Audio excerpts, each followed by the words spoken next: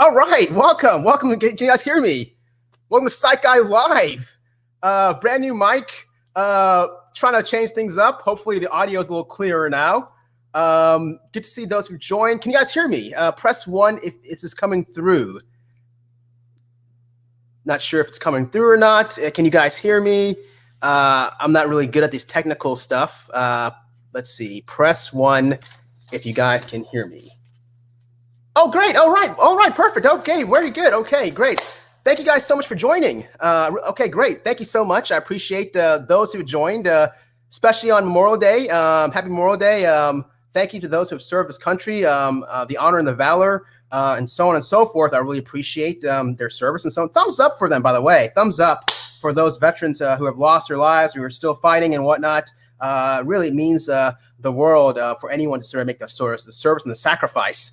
And thanks to you guys for also joining, especially on this holiday week. And hopefully all you guys are off today. If you do work, if not, hopefully at least you're on a little break or something. It's good to see you.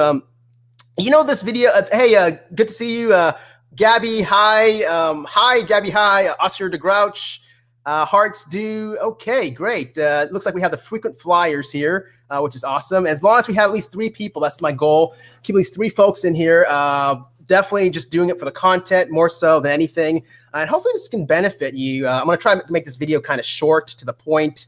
The way this video is going to design is I'm going to basically just spit out just the content. And at the very end, I call it a kind of filler to where if you want, I can go down the comments and so on. Or if you want to call in. I don't like to waste anyone's time, but I thought this is a pretty good topic. This is something that I think is very practical. I think that I know for a fact that I'm going to use this. I'm going to watch this video later on, a couple years down the road when I buy another car. I actually use these tactics, and it saved me like a lot of money. Some of this might be common sense. Some of the stuff you may have really heard of before, but there's some other things that I think are pretty valuable and that I applied. And I save at least $5,000 on my car that I bought just a couple months ago. And hopefully the savings can be passed on to you. Look, these dealers, these dealerships, these cars, all they want to do is just scam you, scam the little guy, gal. So to me, it's all about information and spread information. And if there's anything in this video that I don't cover or any other suggestions or tips, hey, feel free to put in the comments section. Or if you want to call up or whatnot, because I'm not a car guy. I be the first to admit that I don't know the least about cars and so on. I don't know. I'm not in the car business, the dealership business and so on. But these are kind of things that I kind of just jotted down along the way through my sort of process while I was buying a car and so on and so forth. So this is what this video is going to be about. I thought also Memorial Day, a lot of folks have gone out of town on trips, on car trips and whatnot. So what better video to do than this type of video that could be practical and could be helpful and whatnot. And also this is kind of a tester, just test out the mic. It's not psych heavy. So if you honestly catch my past videos for the psych heavy content, this is probably not going to be one of those videos. It's going to be kind of a fun, airy video, something like that. So, all right. Well, thanks to everyone to join. Again, I really do appreciate it. So let's begin here. So buying a new car, buying a car at a dealership can be a very intimidating process. But honestly, if you know your strategy ahead of time, it can quite be pleasurable. At least I find it to be fun, because if you think about it, it's one of those rare situations in life to where actually you have all the leverage. I mean, really, it's a buyer's market.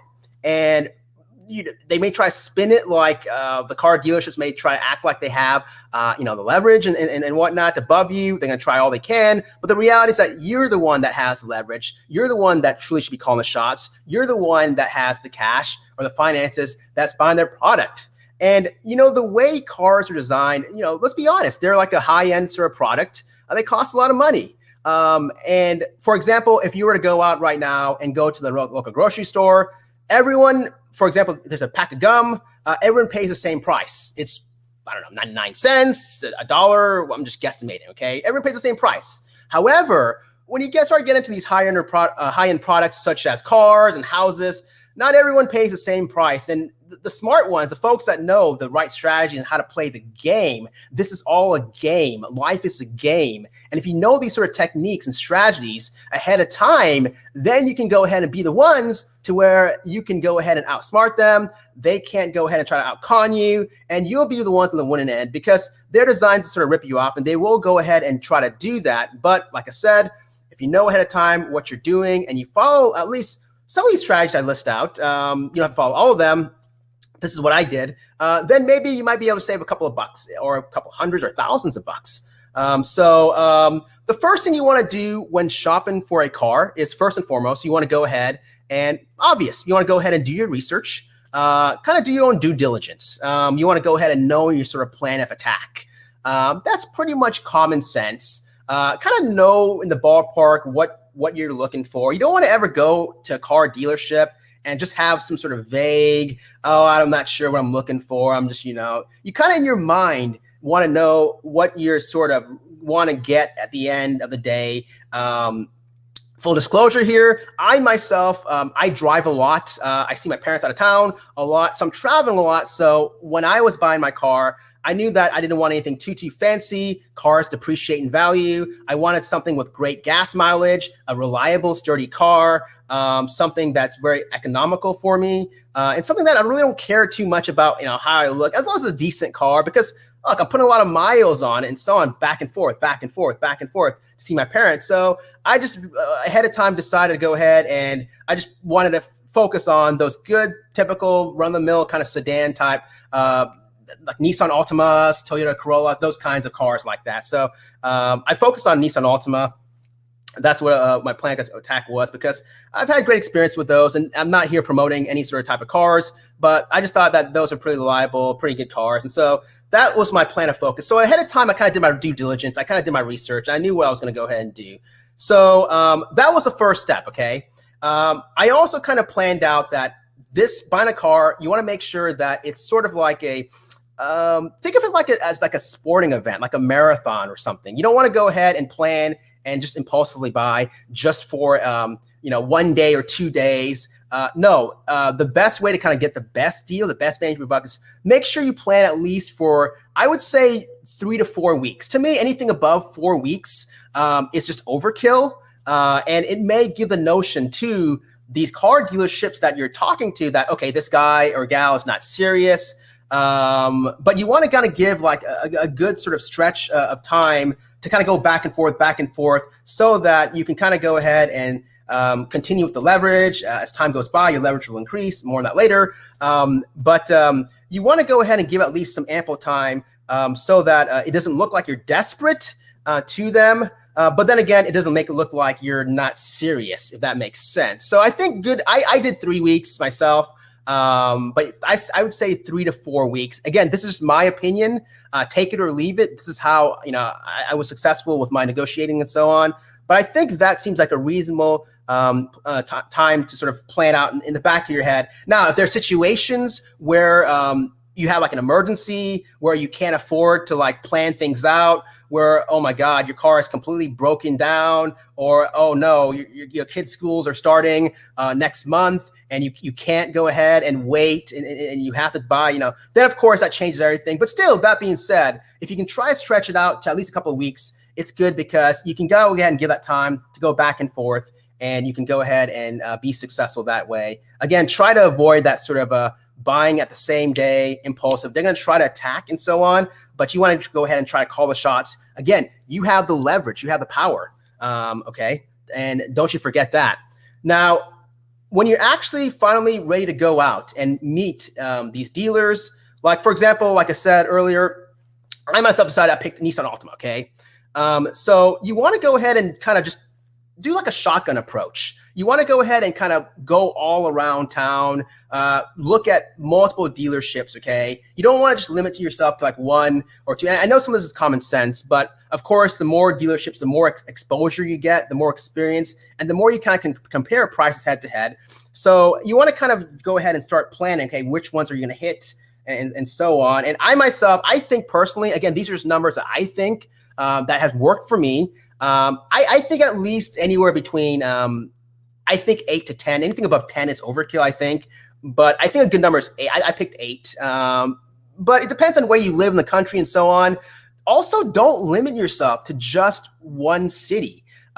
Believe it or not, like I said before, my parents live out of town. So I was kind of looking at dealerships in my city, and that's where I started first. But then when I expanded my horizons, and I checked out dealerships in my parents' city where they live, where I go and visit them and so on. The cars, I kid you not, were like $2,000 or $3,000 cheaper.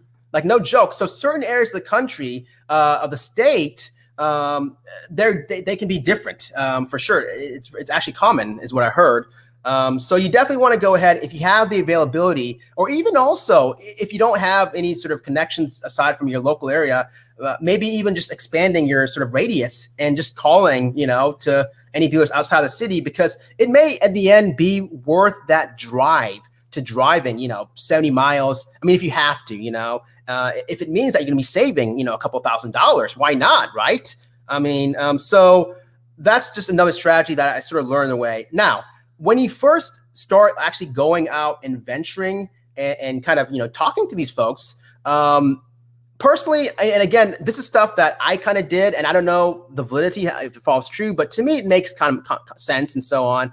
I like to dress up really nice and so on, but I didn't want to make it look like, and I don't know who my audience is, but I don't want to make it look like, you don't want to make the dealer think that, oh wow, this guy is coming with good money, or this is a guy with and I'm not saying to have great money or anything like that. But I didn't want to make it look like I'm like a high wage earner or anything like that. So, right now I like to wear like suits a lot of times and, just nice shirts and tailored and so on. But when I went out, I kind of dressed down, and I kind of dressed sort of like, I don't want to say sloppy, but then again, I didn't dress really that nice. And I think, that sort of sets the tone that, okay, this is a guy, psychologically in their minds are looking across, looking at you, or you look at, and they say, okay, probably this guy, he doesn't have much money, or he's struggling, and so on. He looks beat up.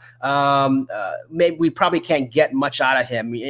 Again, this is the stuff that I just sort of assumed. So I kind of dressed down, and I want to show you, like, for example, I wore like this exact nasty. I had these like nasty shoes. I mean, look at this. It's really terrible looking. I mean, look, even this shoestring. I mean, it's like broken, and it's like all just nasty. So I don't wear this at all when I go out. So only for these kinds of occasions, just to give the appearance. It's a facade. Again, this is a game you've got to play, and you've got to play it right to save as much money. And so that's what I went ahead and did. I just wore these, really run down kind of, just attire and so on. Nothing like too like, broke and everything, but something that looks, as opposed to like, expensive, clothes and so on. So I think it really says a lot. You're not going on a date. You're going on to buy a car, right? So that's what I did. And also, before I was going to go out, a lot of times in my real life, when I go out, a lot of times, I won't wear like, I'll wear like sometimes, casual stuff. I might wear like, baseball t-shirts or something, or band t-shirts. And so originally, I mean, and this is just a specific example of myself, but there's a band out there named Greta Van Fleet, a really great rock band out right now. Great band if you haven't checked them out. But one day I was going to actually, when I was going to go out and see these folks, I was going to actually go and wear my Greta Van Fleet t-shirt because they were coming out with a new album and so on. And I was like, I was so excited, and I just ordered a t-shirt and so on. It's really hype. But then I thought to myself, hold on here. Do not wear anything that will open up any sort of lines of conversation. When you go and present yourself to these dealers, you want to be like a benevolent robot, okay? Not like where you're just stick and stern and just kind of, flat affect and so on. No, you want to be basically a boring, kind of benevolent, kind of kind-hearted robot. You don't want to open up any sort of rooms of conversation because, for example, had I worn that Greta Van Fleet t-shirt, okay? This is an example. One day, I finally bought a car from a gentleman, really nice guy, really cool dude. He happened to be a young, just a recent college graduate. Happened to be African-American, cool guy, cool dude, and that's the car, I finally bought from his dealership. More on that later. But had I worn that t-shirt that day, probably, who knows? I mean, I'm just saying, I like to go ahead and catastrophize everything and think of the worst case scenarios in order to become so successful in terms of what I want to do in operation.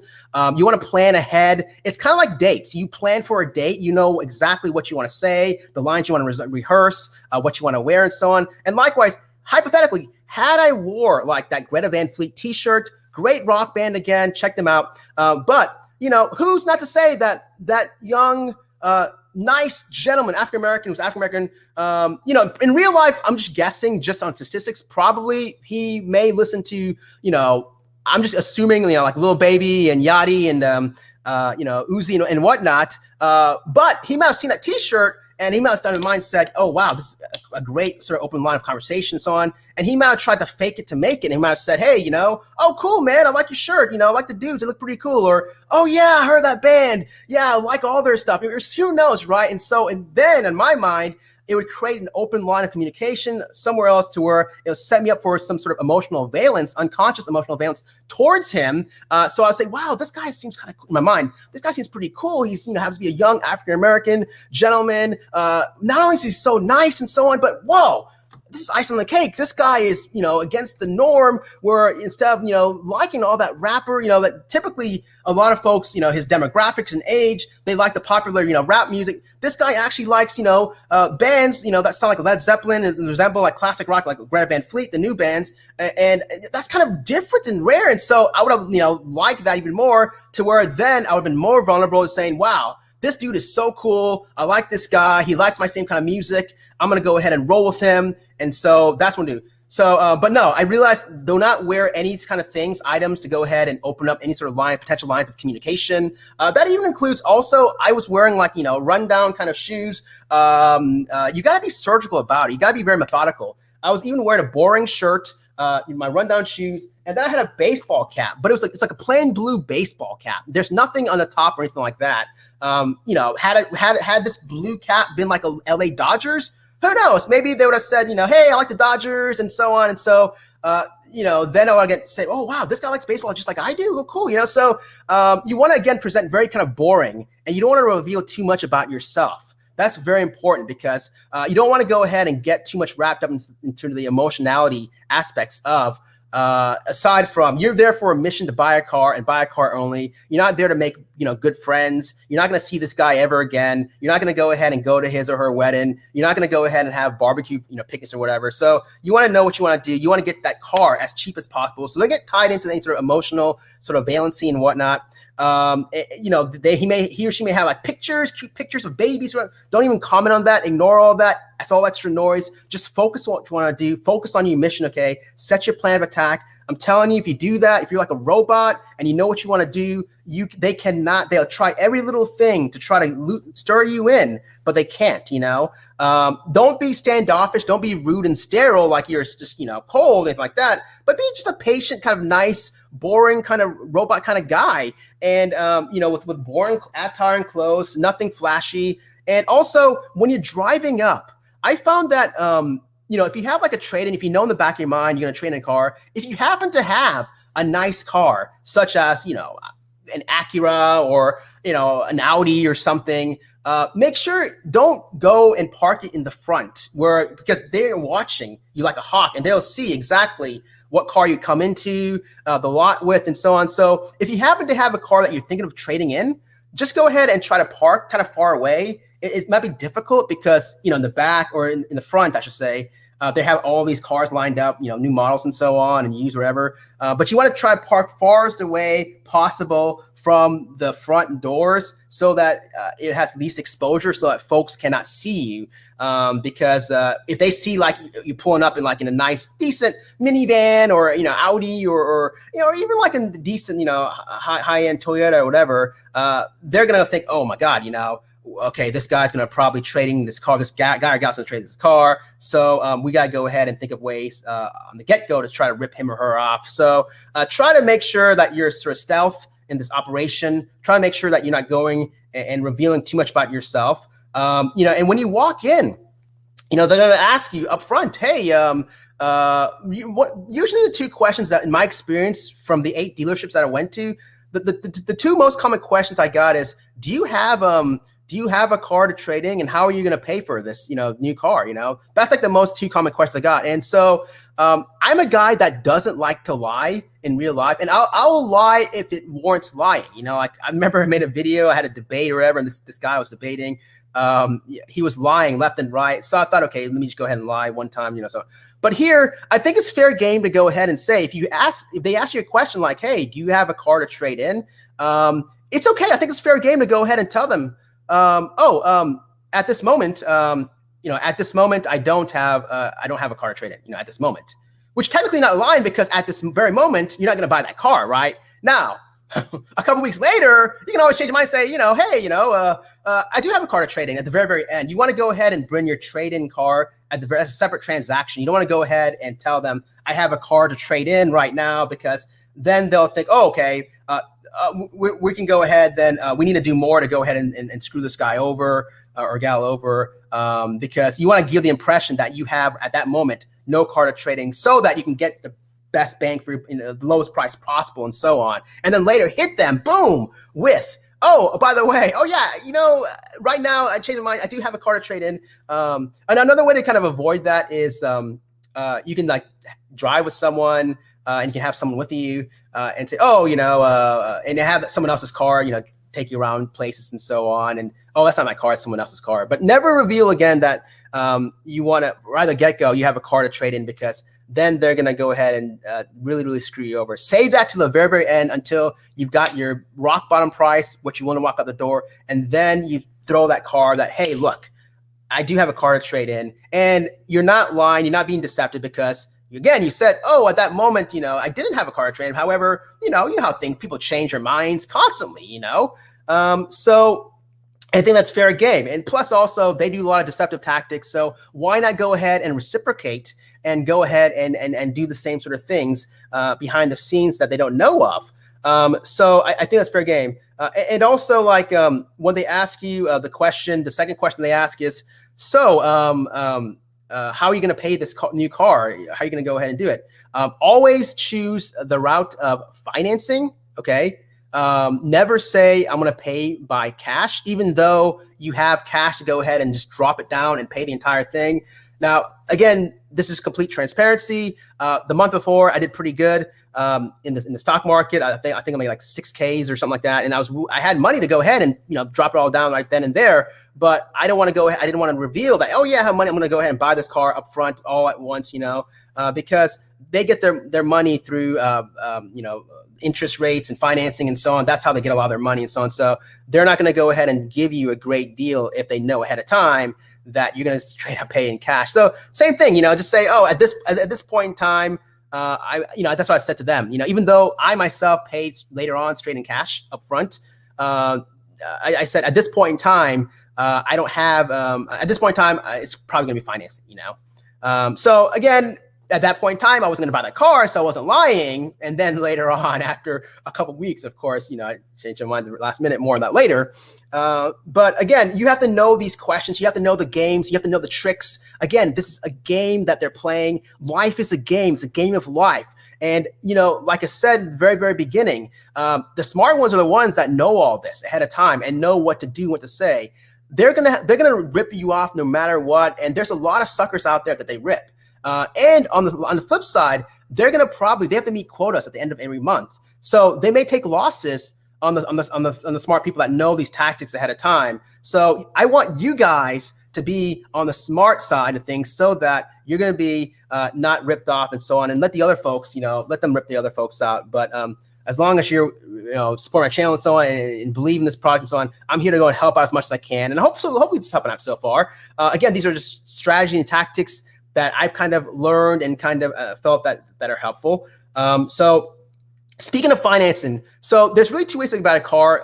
Like I said, do not say you want to put up all cash up front, because they're going to go ahead and realize, okay, this guy's not going through financing. They want you to go through financing. Again, that's how they get the most money, as much as possible, right? So again, don't say you want to buy all front cash and lay it down. But speaking of financing, okay, if you are going to go ahead and okay, you don't have the funds to go ahead and pay all up front and buy that car, off the lot down the road, once you're ready to get out of there, once everything is finalized and so on, most people, they go ahead and do financing, okay? Nothing wrong with that. But the smart thing to do is you want to go ahead and you want to ahead of time get pre-approved for a loan before you set foot in a dealer's lot. So you want to go ahead and get pre-approved from a car loan, like maybe from your bank, a credit union, or like an online lender. Be careful. There's some shady online lenders out there. So you want to go ahead and go with someone, some company that you've heard about, that's reputable, and so on. So you want to ahead of time get pre-approved. And why do you want to do that before you step in front of a dealer's lot? Well, for one thing, it kind of tells you in the back of your mind ahead of time, how much, car can you really afford? Because guess what? When you go on the dealership lot, they're going to go ahead and try to throw this thing, that thing, this little thing. How cool, you look so cool in this car right here. It's got, all these cool gadgets and features and so on. And it may be kind of way above, your actual truly affordable, price range and so on. So getting a car ahead of time, it kind of psychologically, you'll kind of know, how much car can I truly afford and so on. Instead of, going to the car dealership and then having, Johnny or Sally or whomever say, oh, hey, would you like, leather and, sunroof and, just things to kind of raise the cost. And you, of course, you're like, oh, that's pretty cool stuff. I can't see myself doing that. No. But also getting pre-approved, it can kind of look at ahead of time, if there's any issues with your credit, you may find that, oh, no, my credit score is kind of not good. So maybe I need to go ahead and delay things. And maybe I need to go ahead and sort of give a little more time to build up my credit score a little bit more, or if there's something, wrong with my credit report or something, you can kind of fix that, ahead of time.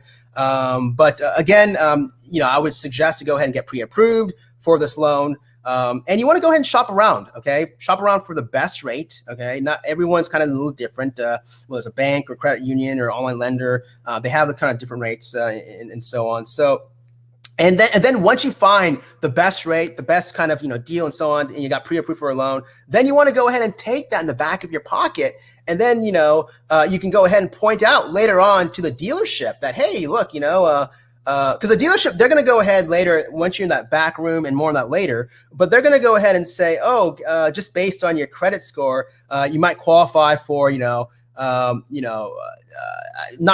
rate or something. How do you know? How do you even know, right? You don't even know if they're making that number up. So again, that's how they make a lot of their money, is just through this financing sort of operation and so on. So by going through a pre-approved lender loan, getting a pre-approved loan, any number they throw out later on, you can say, okay, they say like, oh, you've been pre-approved at 5%, you can say, hey, well, guess what? I got this, pre-approved loan for 4.5 or 4%.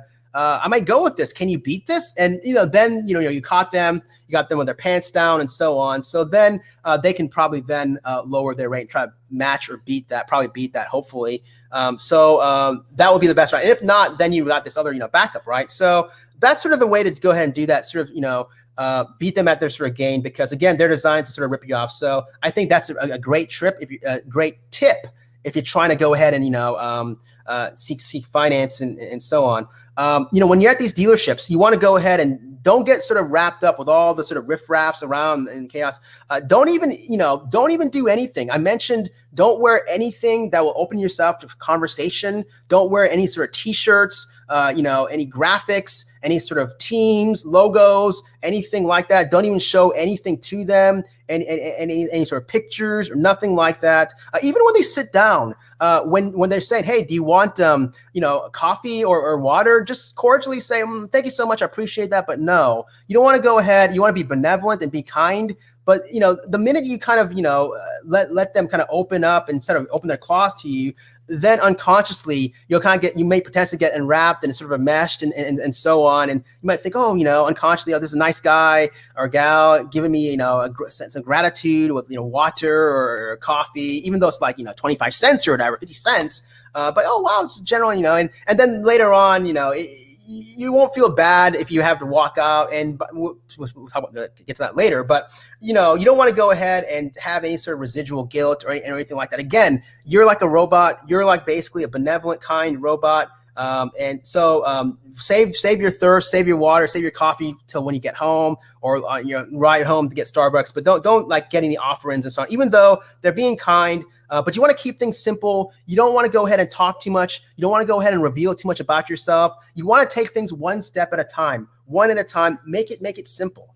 Make it simple. You don't want to also reveal stuff. If you happen to be like, and I don't know who my audience is. I don't even know exactly. It seems like now as time's going by, I think it's kind of more geared towards. Again, I don't know. I think in the beginning I had like a lot of kids and a lot of folks just prankster. I don't know, but it seems like more professional, serious people and kind of, want to learn. I think that's kind of where the direction this channel is going to. But if you happen to be like a good wage earner, a moderate or a high wage earner, you don't want to go ahead and reveal that. It would be very foolish for you to go ahead and say that. Again, like with myself, my experience, again, I had this broken down, shoes, and I had this ratty, baseball cap. I look like, I don't know. I just look like just some, overgrown college kid. I don't know what I look like, but my shoes weren't tied, and so they ask hey, what do you do? If you happen to be a high wage earner or even like have a good job, you just want to go ahead and minimize things and keep things minimal, and just what I said was, I work in I just do mental health, simple like that. I don't want to say I'm a physician, or I don't want to say anything that don't ever say you're a lawyer or you're CEO or you have a great business owner or anything like that. You just want to go ahead and again minimize things, keep things to where you don't want to give any sort of ammunition. You want to take away the ammunition that they have. So that's what I said. So mental health. Oh cool. Oh what do you mean mental health? And then I said just kind of seeing folks, being an advocate for individuals with disabilities and so on. So I just gave like a vague answer like that. And if you find a situation where they're kind of pressing you, the good thing is that this day and age, we live in an age where we all have phones, smartphones and whatnot. So if they're pressing you on something, you can always just, fake it to make it. Again, nothing wrong with that because they're using deceptive tactics. You can go ahead and do the same thing. You can go ahead if they corner you, if they're pressuring you, if they go ahead and, try and call you out on something, you can just fake it and just go pull your phone out and just act like you're, kind of, hold on, like you're texting something. I'm sorry, what? And then they go ask the same question. And then you kind of vague answer. Yeah. So I was, wait, hold on. They don't know if anyone's texting you. They have no idea. It's a silent feature, right? So you can kind of do things like that, do little tactics to kind of sort of weasel your way out, something like that. And I've done that a couple of times when they tried to pin me down and so on. But I like to keep things very, very simple because I don't want to go ahead and get, reveal too much. My goal, again, was to save as much money as possible. So that's what I did. And I know some of this stuff is kind of nitpicky and maybe doesn't make a difference at all. Who knows? But this is what I did. I think it worked. But anyways, I went ahead and just one step at a time. So keep it simple. Definitely keep it simple. And one thing also is that you want to go ahead and you want to try to get them quickly to not talk that much or not confuse you. And you want to go ahead and just kind of portray that, you like these folks and so on. Don't fall into any sort of pressures. Don't even say, I'm going to go ahead and buy it today. Don't even give any sort of intention. Don't even come across that you really like the car, even though you like it. Just basically just try to get quickly to what you're going to pay. Because at the end of the day, it matters the bottom line price, the rock bottom price, right? So just try to say, listen, I appreciate that, but I'd like to know, thank you so much for your time, but I'd like to know what would be the out the door price. That's a phrase you definitely want to say is the out the door price. These guys know what it is. When you straight go for that, it's the jugular. Basically, they know that, okay, you're serious. you want to go ahead and you know what you want, you're interested, you want to go ahead and find out. It eliminates all the sort of riffraffs and all the BS talking and so on. So you want to go ahead and early on, just, not the very beginning, but kind of when you start to know, and maybe, if you test drive it, you can test drive it. I myself didn't test drive. I don't think, because I'm familiar with Altimas and, I like that car a lot. I didn't bother test driving the cars, but if you want to, you can. Part of that reason why I didn't test drive also was, COVID and so on. I'm just kind of like, afraid. I still am afraid, to be honest, with the COVID, even though I'm vaccinated and so on. But if you want to go ahead, but if you test drive also, do not show any sort of emotion. Don't go ahead and say, wow, this is amazing. They're going to say, hey, you look pretty good in this car. You liked it, didn't you? They'll throw these cheesy lines. Don't even say, yeah, oh my God, it was so amazing, because it's only giving fodder for them. It's going to give them fodder, and they can go ahead and then attack and say, hey, look, you really like this car? And so they'll go ahead and try to play with your emotions. So you don't want to sort of, again, you want to be like a robot and kind of be boring and bland. So you want to quickly get to that sort of out the door price. And so they're going to go back. And then they're going to come back, talk to their manager and so on. And they're kind of going to come back and they're going to go, oh, here it is. And usually it's some inflated price. Okay. And they're going to try to spin it like, oh, wow, you got a great deal here and this is the best deal. It never is, by the way. It's always an inflated number. And there's all these extra costs, and there's all these extra stuff and so on. So, you don't want to go ahead and, jump at it and say, oh my gosh, they'll say this is time limited. If you get it today, we'll go ahead and get it, ready for you, and you'll get the best deal. You're in luck here. We'll swing this by. No, it's not true. It's always some inflated number. I've visited like 8 dealerships, and not once from the get-go did I see a reasonable price and so on. Never is the case. And so on. So you don't want to go ahead and jump at that. Okay. So, whatever they pay, the out the door price, you just go ahead and just say, oh man, I don't know. Is this really kind of times are tough, and which is true. You're not lying, because times are tough. We're still going through this whole COVID, we're recovering and so on. So you definitely kind of want to play psychological hardball with them. Oh man, I don't know. It just seems like a little bit too out of my budget. Again, even if it's not, who knows? Just say that stuff like that. And so, because you always want to get a good deal, no matter what. You want to get ripped off.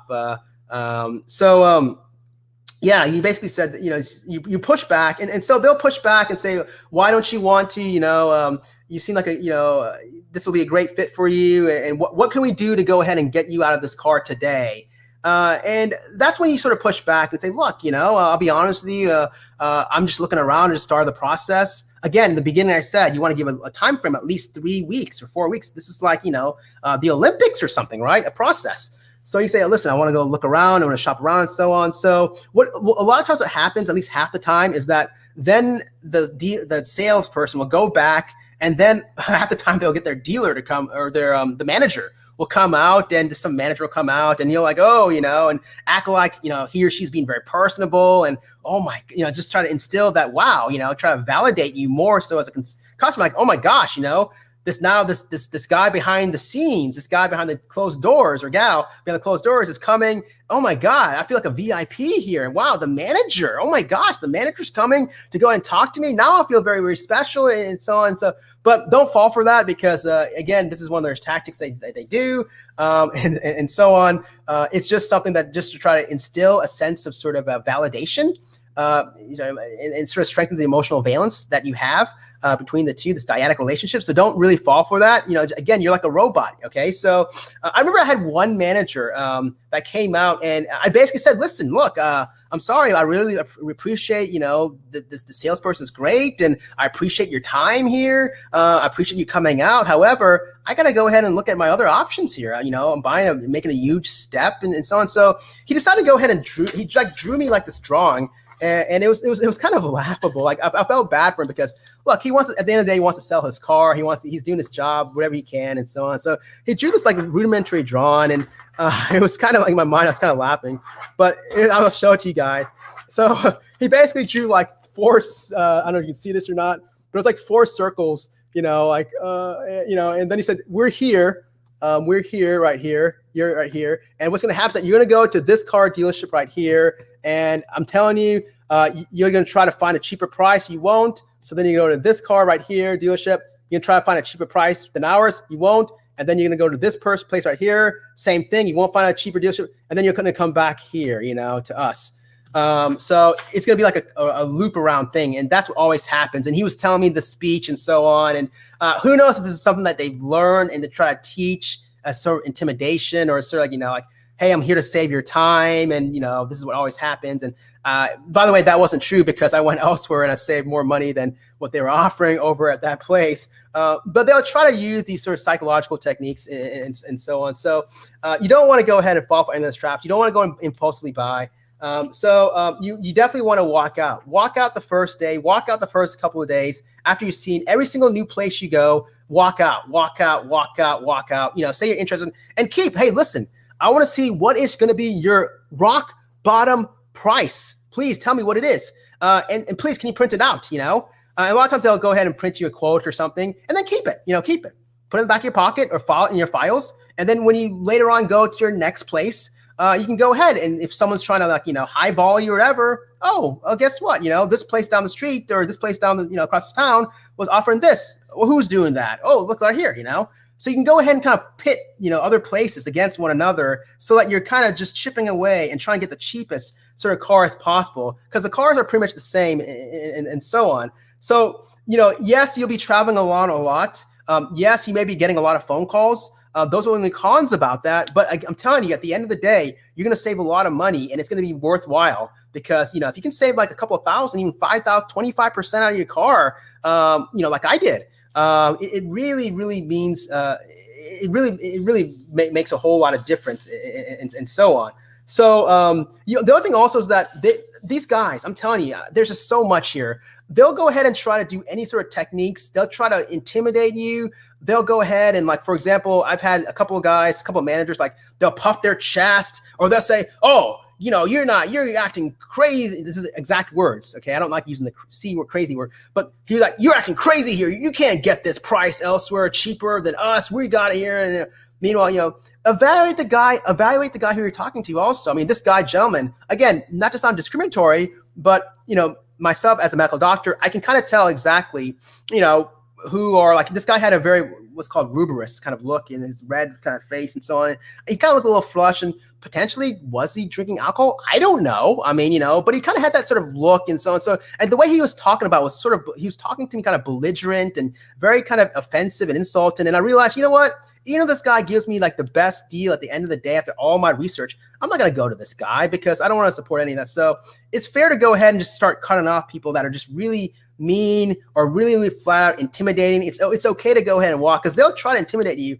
I remember one time, there's a couple of places actually. I don't know if this is a new thing, but they'll write out. They try to give you a great deal. They'll write out a little statement and saying, okay, here's the offer in writing right here. Here's the rock bottom price out the door. It's going to be this much, but you've got to sign here just, informally so that we can have a deal and so on. And look, don't sign for anything, even though if it looks like an informal kind of contract. First off, you don't even know what you're signing. Secondly, it's kind of insulting for them to kind of put make you, on your pen to the paper, sign something because again, psychologically, it goes back to that sort of attachment. You don't want to create any sort of attachment with them, just like the T-shirt example, just like, the kids example, the pictures. You don't want to go ahead and get attached to anyone. You're not go ahead and going to hang out with these guys later on. You're here to make a business transaction. So there's no room to be scared.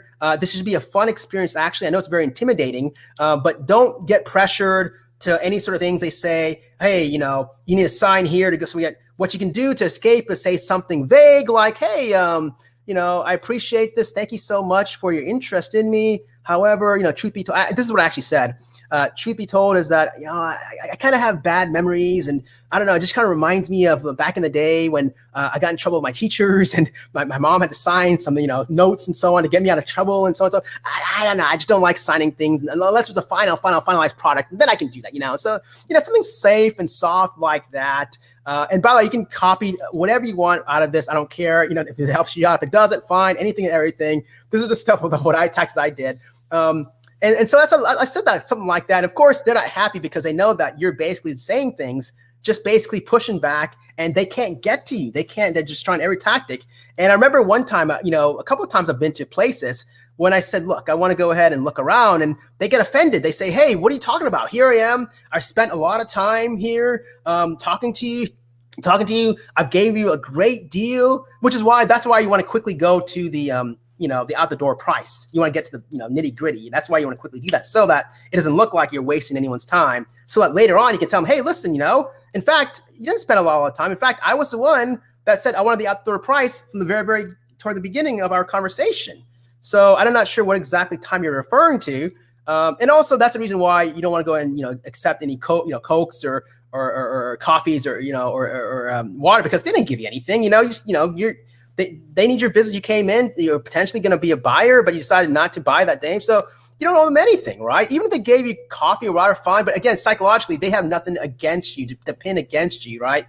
But they're like saying, a couple of people was like, oh, well, we spent time with you and so on, so we're giving you a great deal. Why aren't you buying this? Why aren't you buying this deal? So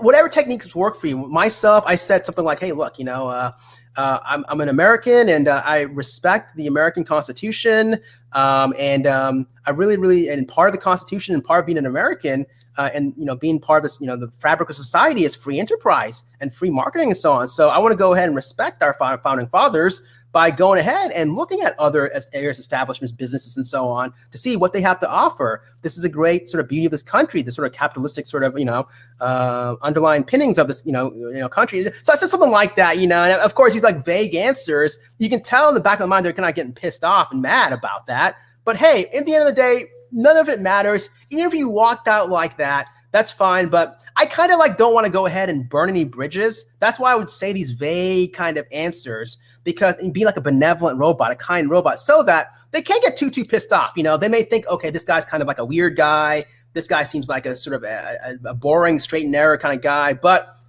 we're going to go ahead and still kind of try to work with this guy. If you go ahead and say insult, if you just walk out abruptly or something, then they may have a bitter taste, and who knows, they may try to later on rip you off or so on. So you want to kind of keep the waters cool and so on.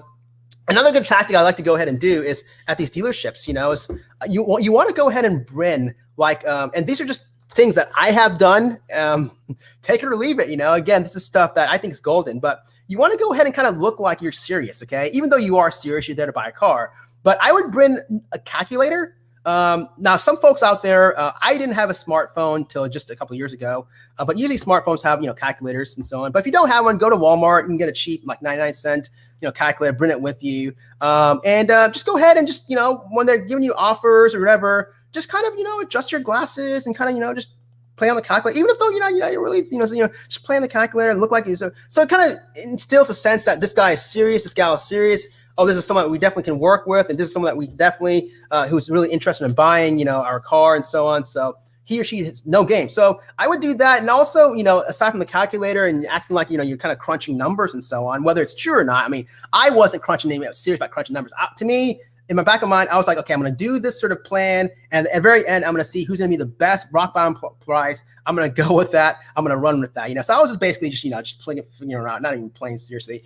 That's one thing. And the other thing also is that bring a clicking pen, a pen that clicks. And why so? Well, if you have like a pen that clicks like this, when they go ahead and print, show like their offer or whatever, it's like a staple piece of paper. What you do is you go like this, just click. When you click, and the clicking sound instills like anxiety and a sense of sort of nervousness. You want to go ahead and throw things back to them.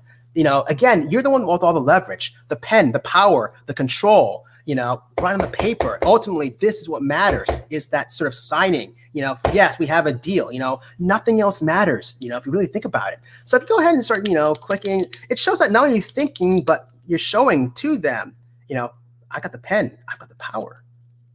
I'm the one in control, So you want to always get that perception that you're the one in control always. They're going to try to steal that control, that leverage, but no, you have 100% of the leverage. And this is why I love car shopping, and I love, because it's, again, one of the times when you don't have that sort of leverage. This is one of the times when we actually have, all the leverage, and they don't, because there's deals all over the country, there's deals everywhere, and so on. So they need your business more than you need, especially with this COVID.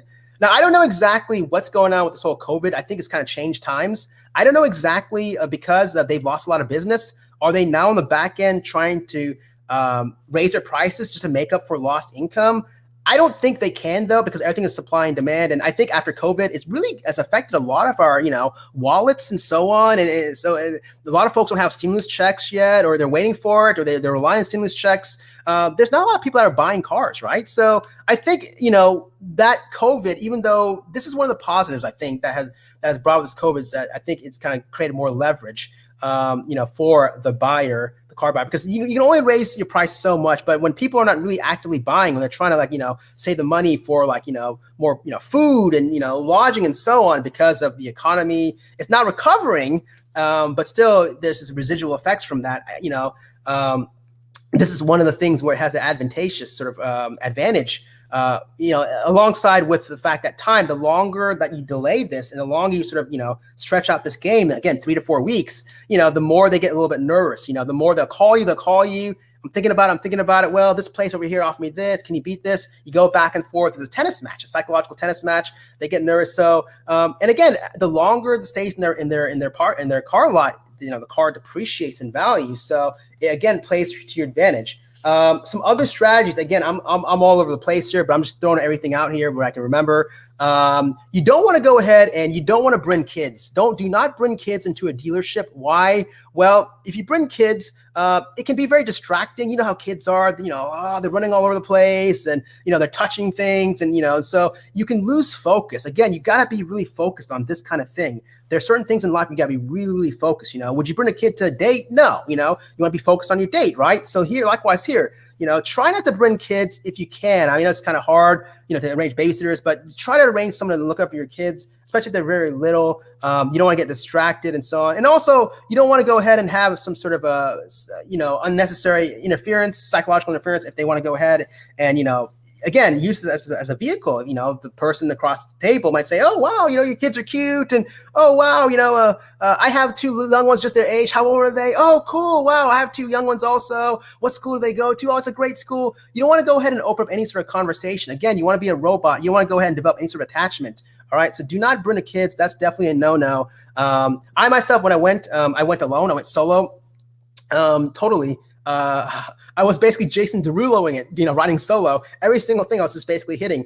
Now, some folks feel very intimidated. It's an intimidating process, So if you don't feel very comfortable, then go ahead and you can bring some adults, just for, a show of force, a show of manpower, and so on. That's fine. I was lucky because I had these sort of tools and training and so on, how to go ahead and sort of, see what they're doing and kind of, realize ahead of time where they're going with it and then, just cut them off. But, if you feel kind of intimidated and you're kind of a little nervous and so on, fine, bring adults. But make sure ahead of time, though, is that you gather your adults and make sure that you're on the same page. Make sure you're on the same mission. Have one main speaker in terms of, doing the talking mostly, okay?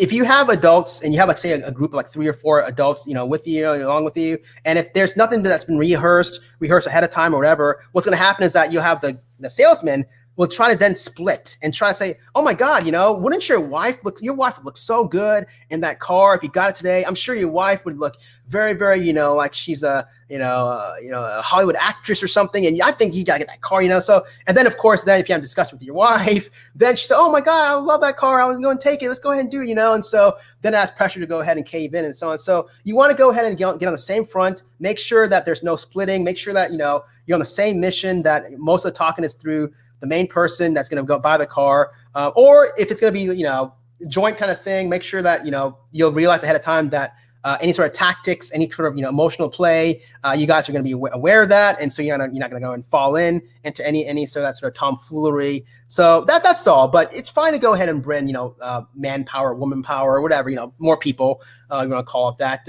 But knowledge, patience, friendliness, again, and your ability to walk away goes a long way. It's very you want to go ahead and plan of attack. Other strategies. This is what I did. You want to go ahead and I think time when you buy the car, time is very crucial, and you want to typically buy toward the end. Okay, end of the day, end of the week, end of the month, end of the year. Generally, so I put in my little sort of disclaimer or my description of the video what I think is the best time to buy a new car. Most people think it's like the end of the year, December 31st. I don't know about that because I used to think that way, and this is my opinion. But what I did was I decided to go ahead and I bought my car specifically in February at the end of the month, exactly that last weekend of February, that last Saturday. And why did I do that? Well, and again, I don't know for sure if this is going to work for you. I think it will, honestly, because if you think about it, the car that I bought was a 2020, okay? It was a 2020 model. I bought it just earlier this year, okay? It's 2021. You know, we have 2021 models out now, right? So here I am. I'm buying a 2020 model, okay, that is sitting there on the lot. That's been depreciating. And honestly, had I bought it like at the end of the year in December, I don't care what sort of offers, what sort of Christmas sales, it doesn't matter. I mean, because once you get to the new year, January, the clock is really ticking for that dealership. It's still sitting there. It's depreciating. It's an old model now, 2020. It's, yesterday, Hillary Duff style. So, so basically, I decided to go ahead and wait a month or two. I waited till the end of February. And why do I think end of February is the best time to buy a car? Well, think about it. These car dealerships, they go by these, selling cars. It's based on sort of they have to meet certain quotas and certain numbers and hit certain projections and so on. So I specifically picked February, and I think that's the best time because if you think about it, February, for the most part of the country, whether you live, and except for California, I think California is the same weather all year round, but for the most part, most of the country, February is a very cold month. I think it's, I believe last February we had remember that whole polar vortex? So not a lot of people are going to be buying cars in February. They're going to be basically running to their home and back and forth and huddling and, turn the heat up, right? They're not going to be going out and shopping for cars. So you want to go ahead and do the road less traveled. So that's why I specifically chose February, because I knew that from the get-go, okay, these dealerships, they got to meet certain quotas, certain numbers, certain deliveries, and, to go ahead and look good to their corporations and so on. If they don't meet it, then they get sort of desperate toward the very, very end. And if you wait toward the very, very end, to the very, very end of the month, you can get the best deals because, oh no, we haven't met the number yet, but we sell this car here, there. Let's go ahead and just go and whatever they're asking, we'll take the hit. We already made up for the lost numbers early this month by ripping off some other people, or we're gonna go ahead and plan to rip off some other people later on next month and so on. So you have like the most leverage. To me, leverage again is the second most important L word in this world. But leverage, you have the most leverage toward the very, very end when not many people are buying, especially when it's very, very cold. And if, for example, if January, for say next year in January, if it's very, very cold and if it's a polar vortex and it's just really, really frigid and crazy, the whole, it's really, really just too much cold and so on, then hey, buy at the end of January. Because you want to kind of look at the weather conditions. You want to look at sort of the environment, and you want to go ahead and strike an attack when exactly you think is your best bet, okay? I think February is also kind of good because, January is still kind of a little bit part of the new year, but 2020 models, the year before model, you're waiting, February, as opposed to January, it's still kind of a month past January, so it's depreciating more. Now, with that being said, I actually looked at online just yesterday, and I said, hey, that car that I bought, I went out and said, I wonder how much it costs, a 2020 Nissan Altima model. How much would it cost now? Because most logic would say, hold on here, okay?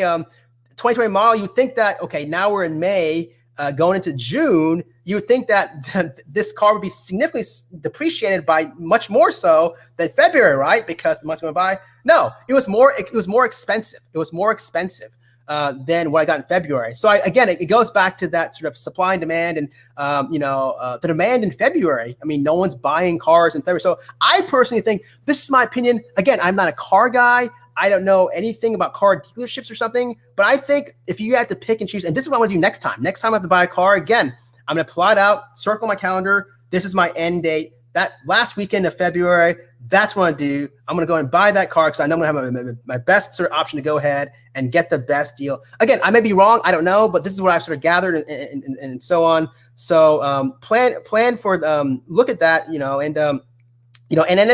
also like at the end of the day, people are tired. You can kind of lash out in sort of vulnerabilities and so on. You can go ahead and take advantage. End of the week, again, the quotas, and so that's the thing.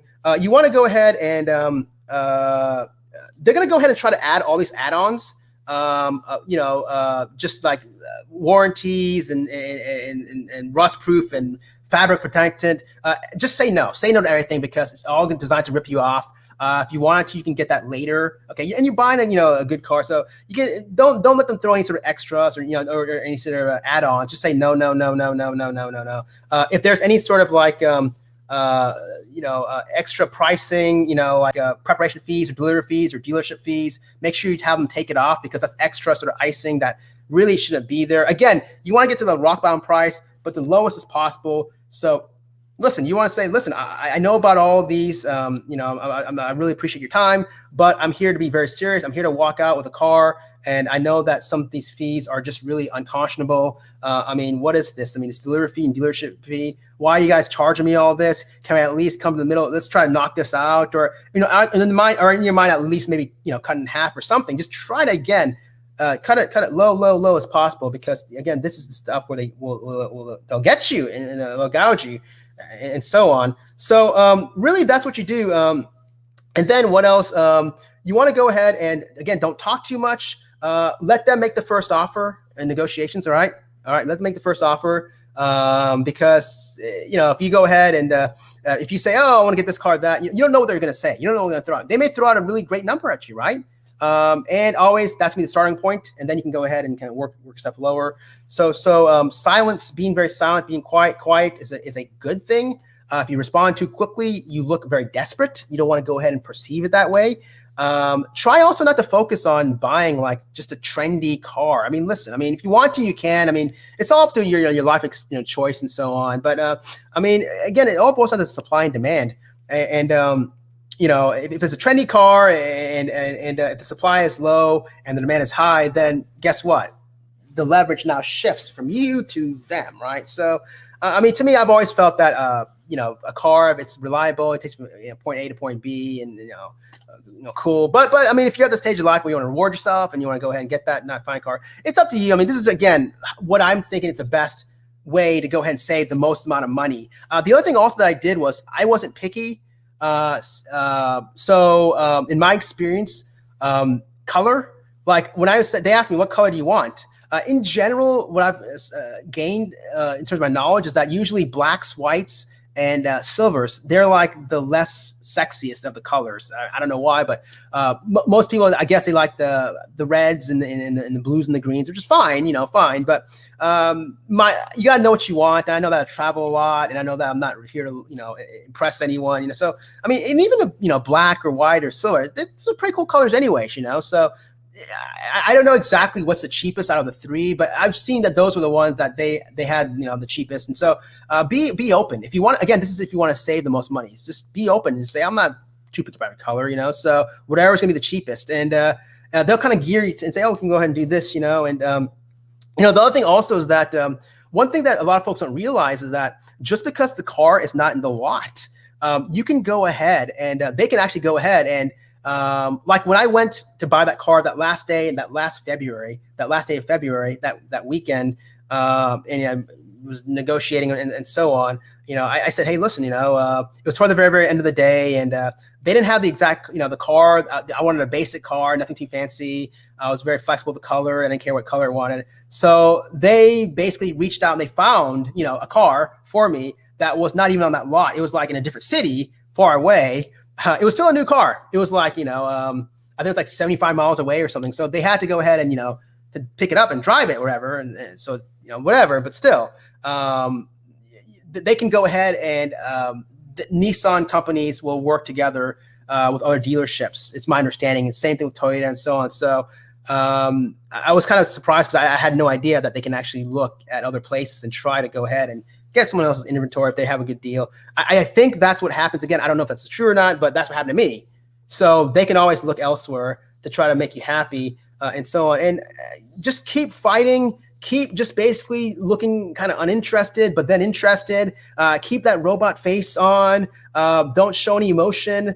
And just basically just kind of be resistant. Know all the games. And then the very end, they're going to go ahead and it's going to probably, the best kind of deal is when you stretch it out, when you know, okay, this is a place you're finally going to buy.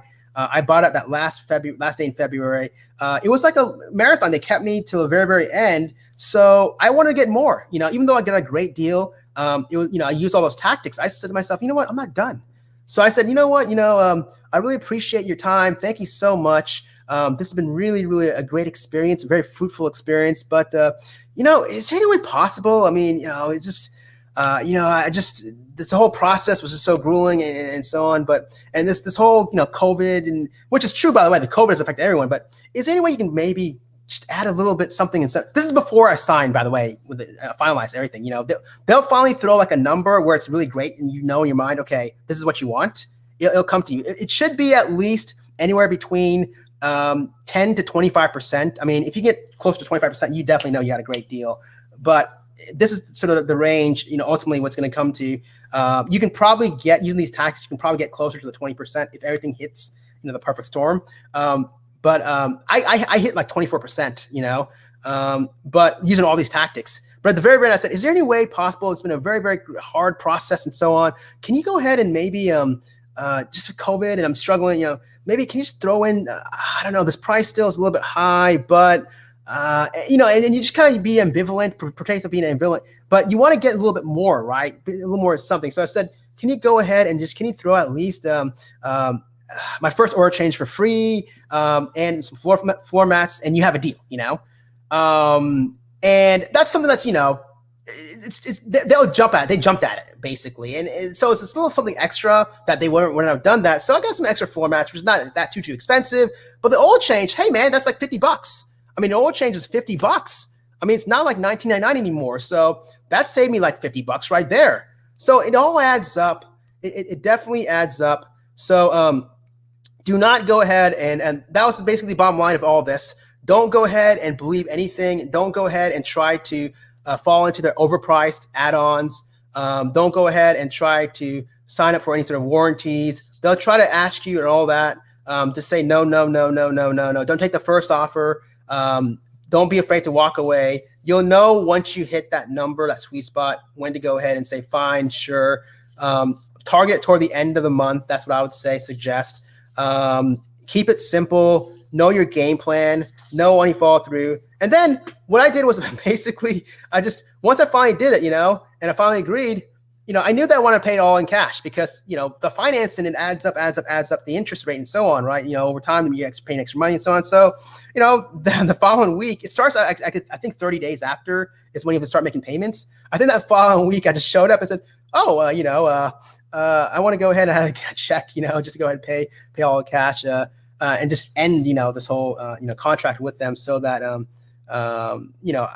I didn't lie to them because I basically said, hey, at this point in time, I want to go with financing. But, that night I slept and the following day, I changed my mind, right? It happens all the time. So that's what I did. But if you go ahead and, and follow these tactics, you'll be very, very successful. And it shouldn't be an intimidating process. And it's all just a game. But at the end of the day, this is the best way I can think of to go ahead and buy a car, at least what I can perceive. There may be other tactics, other strategies, I don't know. Yeah. So I'm going to go ahead then. And that's basically the extent of this. Let me go ahead and just see if anyone has any questions or any comments. I'm going to go through the sort of the comments also to see if you're watching this video for the first time now, this is the end of this, what my thing is. But okay, so let me go ahead and how do I go ahead and do this? Oh, how do I go ahead and, all right, I'm not sure how to go ahead and invite folks. Mute, cam, mic, share, invite. Oh, invite. Okay. I'm going to go ahead and do this. Boom. And here, paste. There we go. If anyone wants to jump on, but I'm going to go ahead and go down the comments and so on and just boom, which, Super Mario Brothers bonus round it. All right. So, okay, cool. Last time through Capital One, I searched for it, finance online, and then went to a dealership to go pick it up. Yes, that's pretty smart to go ahead and get pre-approved and so on. Very smart way of thinking. Who's this guy? What's this guy here? Why is this guy late? All right, thank you so much. I'm really excited. Thank you. Yes, I thought it was a pretty practical one. I thought something tactical, simple. All right, so we're running down here. Yes, thank you. The mic. You guys can hear me. That's great. The mic. Yes. All right, good. All right. Yes.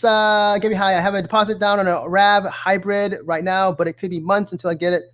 So I'm kicking out the idea of getting a used one. Look, I mean, basically cars. I mean, new or used, it's fine. Cars appreciate. I just happen to got just a new car because I do a lot of driving and so on. But yeah. Just all right. I would have I would have used one would be great also too. Yeah, used ones are great. Do the used ones are almost do the used ones are going for almost as much as new ones? Oh wow, that's how they price got you, I guess. All right. I think the market's crazy for everything. All right. Let's see here. My strategy is buying cars from old people, low miles. Interesting. My strategy is buying cars from old people, low miles, and they take very good care of them. Yeah, that's actually true. I remember like my first car, it wasn't a geriatric population, but it happened to be like just these were folks from China, and they were both educated, and they were just good, hardworking people. It's just like I think one was a student and one was just basically like an engineer or computer science. And I knew that, okay, these folks are not going to be reckless and not going to be like, recklessly driving the car. And they had low miles also because all they did was just go to the library, to study or go straight to work. And the work was just down the street. So yeah, that's a great strategy. I never thought about that. The chip shortage with the gas situation has them such a, yeah, the chip situation is really a shortage. Is definitely something that's really problematic. Yes, for sure. It's affecting everyone here. Remember the Tesla. Oh yeah, Tesla. I've always looked at Teslas. Maybe one day. Yeah, Teslas are definitely very, very nice for sure. Pocket change, 100,000. Yeah, that's that much money. Wow. If you do, then please make some super chats here. No, I'm joking. No super chats here. All right. I have alerts set up nationwide. I would fly out and road trip back for what I want. Supply is low and overpriced. Wow, this is smart. Gabby, my gosh, you are definitely, this is what I'm talking about right here. This is what I love Psych Guy to be intellectual, just smart, just going ahead and trying to figure out a game plan, just thinking about going ahead and figure out how to go ahead and not get conned and manipulated. That's how society is these days, to go and try to manipulate you, con you and so on. This is someone, Gabby, look at this right here, alerts nationwide. My gosh, wow. All right. Very, very smart. I have never seen a Tesla on the road yet. Wow. Okay. I have seen a couple. I've seen actually several. I think also Walgreens, they have like the little Tesla chargers. That's my question, is where are the Tesla chargers? Are they? I've only seen it at Walgreens outside. But all right. Is everywhere I live? Yep. Probably, I'm guessing Cali, but then again, I don't know. No personal information here. All right. Teslas. Okay. Yeah. Thank you so much. Grand Band Fleet. There you go. Yes, me too. Yes, they're really, really a great band. I love them. That's like, I don't like watching the Grammys. I don't like watching the Grammys anymore, or like the award shows, because I mean, what is this music, but I think they got the Grammy, some Grammy like 2 years ago or something like that for Best New Artist. I believe, and this is like one of the rare instances where I said, yes, these guys definitely deserve. They're talented.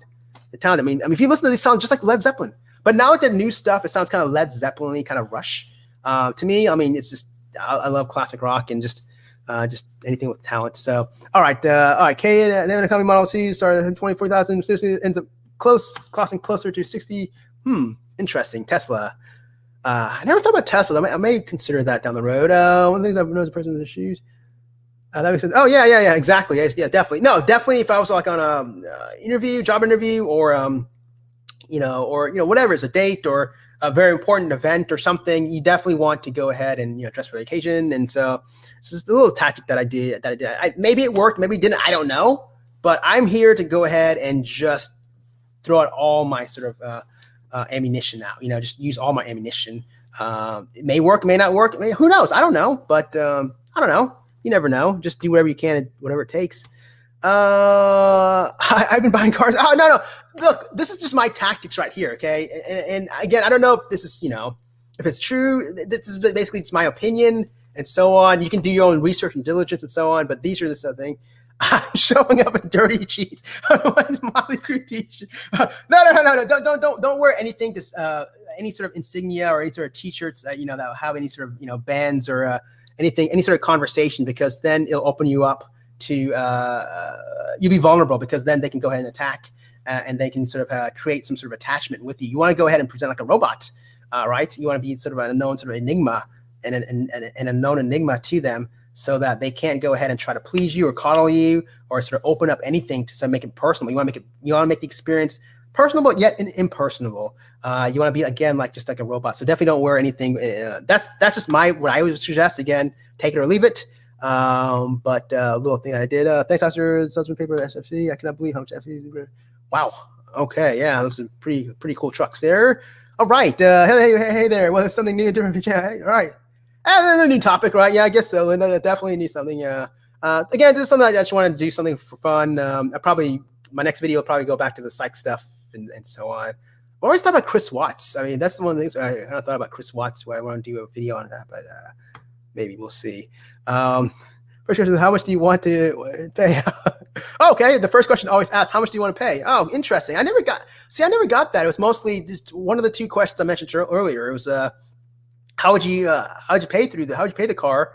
Is it with your money or through financing? Would you get it financed? And also the other question is what was the question? How to pay? Do you have trade-ins? Do you have any trade-ins and so on? And again, the trade-ins, don't even mention that to the very, very end. That's definitely basic there. When you're cool, right on. All right, so I think I paid cash. I think paying by cash. Yeah. If you have the cash, I mean, just go ahead and just throw it all out. If you can, if you have it. But if you don't, financing, get pre-approved for a loan behind the scenes, and then you can go ahead and throw it at them and say, "This is pre-approved by this bank. This is definitely better offer than what you guys are offering me. Can you beat this?" And then more times than none, they will. All right. They probably the better is okay. Yep, they make no money on cash deal. Absolutely correct. That's good. When I bought my first car, I was 7 months pregnant and went there in pajama shorts and a tank top. Manager about rollout. Sure. Oh no, that's hilarious. All right, that's funny. The last car that I bought, I had cash and set up to test drive a few cars. And I ended up buying the first car I drove because the girl has the same name as my best friend. This was literally my strategy. Interesting. See, this is brilliant. I love just kind of exchanging just sort of strategies and so on. I cashed it. I ended up buying the first car I drove. Okay. Hey, if it worked for you, then hey, right on. Word. Next year, used car sales. Definitely no. I would definitely not want to be a used car sales. I would suck at that. My next career would be a rock star. No, I'm joking now. All right. No. All right. Okay. On that extended warranty that goes to a lower price each time you say no. Right on. Okay. We are actually going to be looking out for a car. All right. Good. All right. Well, maybe you can pick up a thing or two from this video. Or if not, just go do your own research online or, in the internet. Be careful though, because I've seen some videos out there that exist that these are folks that are actual car salesmen. So it's like, okay, do I believe this or not? Or so it kind of turned me away. And hold on here, why is this guy? He's actually a car salesman, and in real life, oh no, So I don't know. I just kind of feel a little irked about that. But maybe you'll find some of these tips helpful. I don't know, maybe not. We'll see. All right, but I'm going to have my kids watch this. Okay, yeah, hey, go ahead, right on. And they probably need to only watch the first hour, because now this is basically a feeder here, which basically going through the comments. Super Mario Brothers style. All right. I enjoy some all right, some PG karaoke. Right on. Okay. Maybe we'll do that. Okay. Let's just test this. Well, why not? Let's test this microphone right now here. Why not? Hi, my name is Psych Guy. All right. Can you hear the sicka parts? Is it coming through clear? Hopefully not. All right. Some Psych Guy karaoke. Let's give me some of that rock and roll music. Any way you choose it. We got a backbeat, you can't blues it. Any way you choose it. It's gotta be rock roll music if you want to dance with me. All right, okay. All right, there's your Psych Guy karaoke right there for you. All right, okay. All right, I'm loving this mic. Seriously, this mic is like so cool. Definitely. The other mic, I apologize. I listened to the live the other day, and I was like, whoa, it's like I'm like swimming under the water, and it's like distorted. And I go, hey, I want to talk about insomnia now here. So insomnia basically is, so there's two kinds of insomnia, and then insomnia. That's how it sounded like, seriously. All right, so hopefully this mic is crystal clear, and all right, try to stuff. Yep, what is that? I know, right? What's up with that? What is up with that? All right, yeah, that's it, exactly. Thank you. What's with that? See, this is cool because we're exchanging information, you know? To me, I think this is not wasting any time. We're just exchanging information. I'm learning something, you're learning something. It may help someone else out there, you know? This is the way I like the internet, the way I like these sort of chats, is as you're gaining something from it instead of just bashing people and saying, oh, this person is saying this about this guy, or what is up with that dude? Like, who cares, you know? A year from now, it doesn't matter, you know? That's just the way, I don't know. But then some of those drama channels, it's kind of cool because I'm guilty as charged. Like if I had to clean stuff or, you know, work, you know, I'd put that, you know, in the background, I'll be cleaning stuff or, you know, do my work. So it's kind of fun, you know, drama, you know, it's fun, but definitely I don't waste my time by just sitting and listening to a live stream that's 4 or 5 hours where it's just back and forth. I'm not doing anything. I want to be productive. It's key to life is be productive, you know, every day if you can. It's really sad when they intentionally sell people stuff. Yep. They can afford. Yep. Oh, abandoned vehicles nightmare. Yeah. I like it. You know, I used to think so. Angel, and good to see you. But no, I love it. It's one of my favorite times actually when you go, because you have a little leverage. You know, you can go ahead and you call the shots if you know what you're doing. All right. Oh my God, the guy actually did that. This okay. It's such a, yeah, no, it's just such a helpful map, right? It's true. He literally drew that. It was kind of cool. He actually drew, you know, the circles, and so I'm leaning towards leasing. If I get my dream truck, really can be, yeah, right on. Nothing wrong with, you know, leasing. Again, these are my strategies I implemented and so on. So you know, take it or leave it and so on. I told a dealer I had to walk to my partner about it before I could commit. His response was, "Do you need a man?" Oh, wow, ouch. See, and that's what I'm talking about. Like, you can actually look at like my subs. You can actually look, and I have a pretty high female to male ratio. Actually, the majority of my subscribers, for some reason, are females. I think it's because maybe it's because there's more of an attraction to this topic, you know, mental health and psychiatry. Maybe males, I'm guessing, they want to portray themselves as being more macho and so on. So maybe that's why, you know, there's more.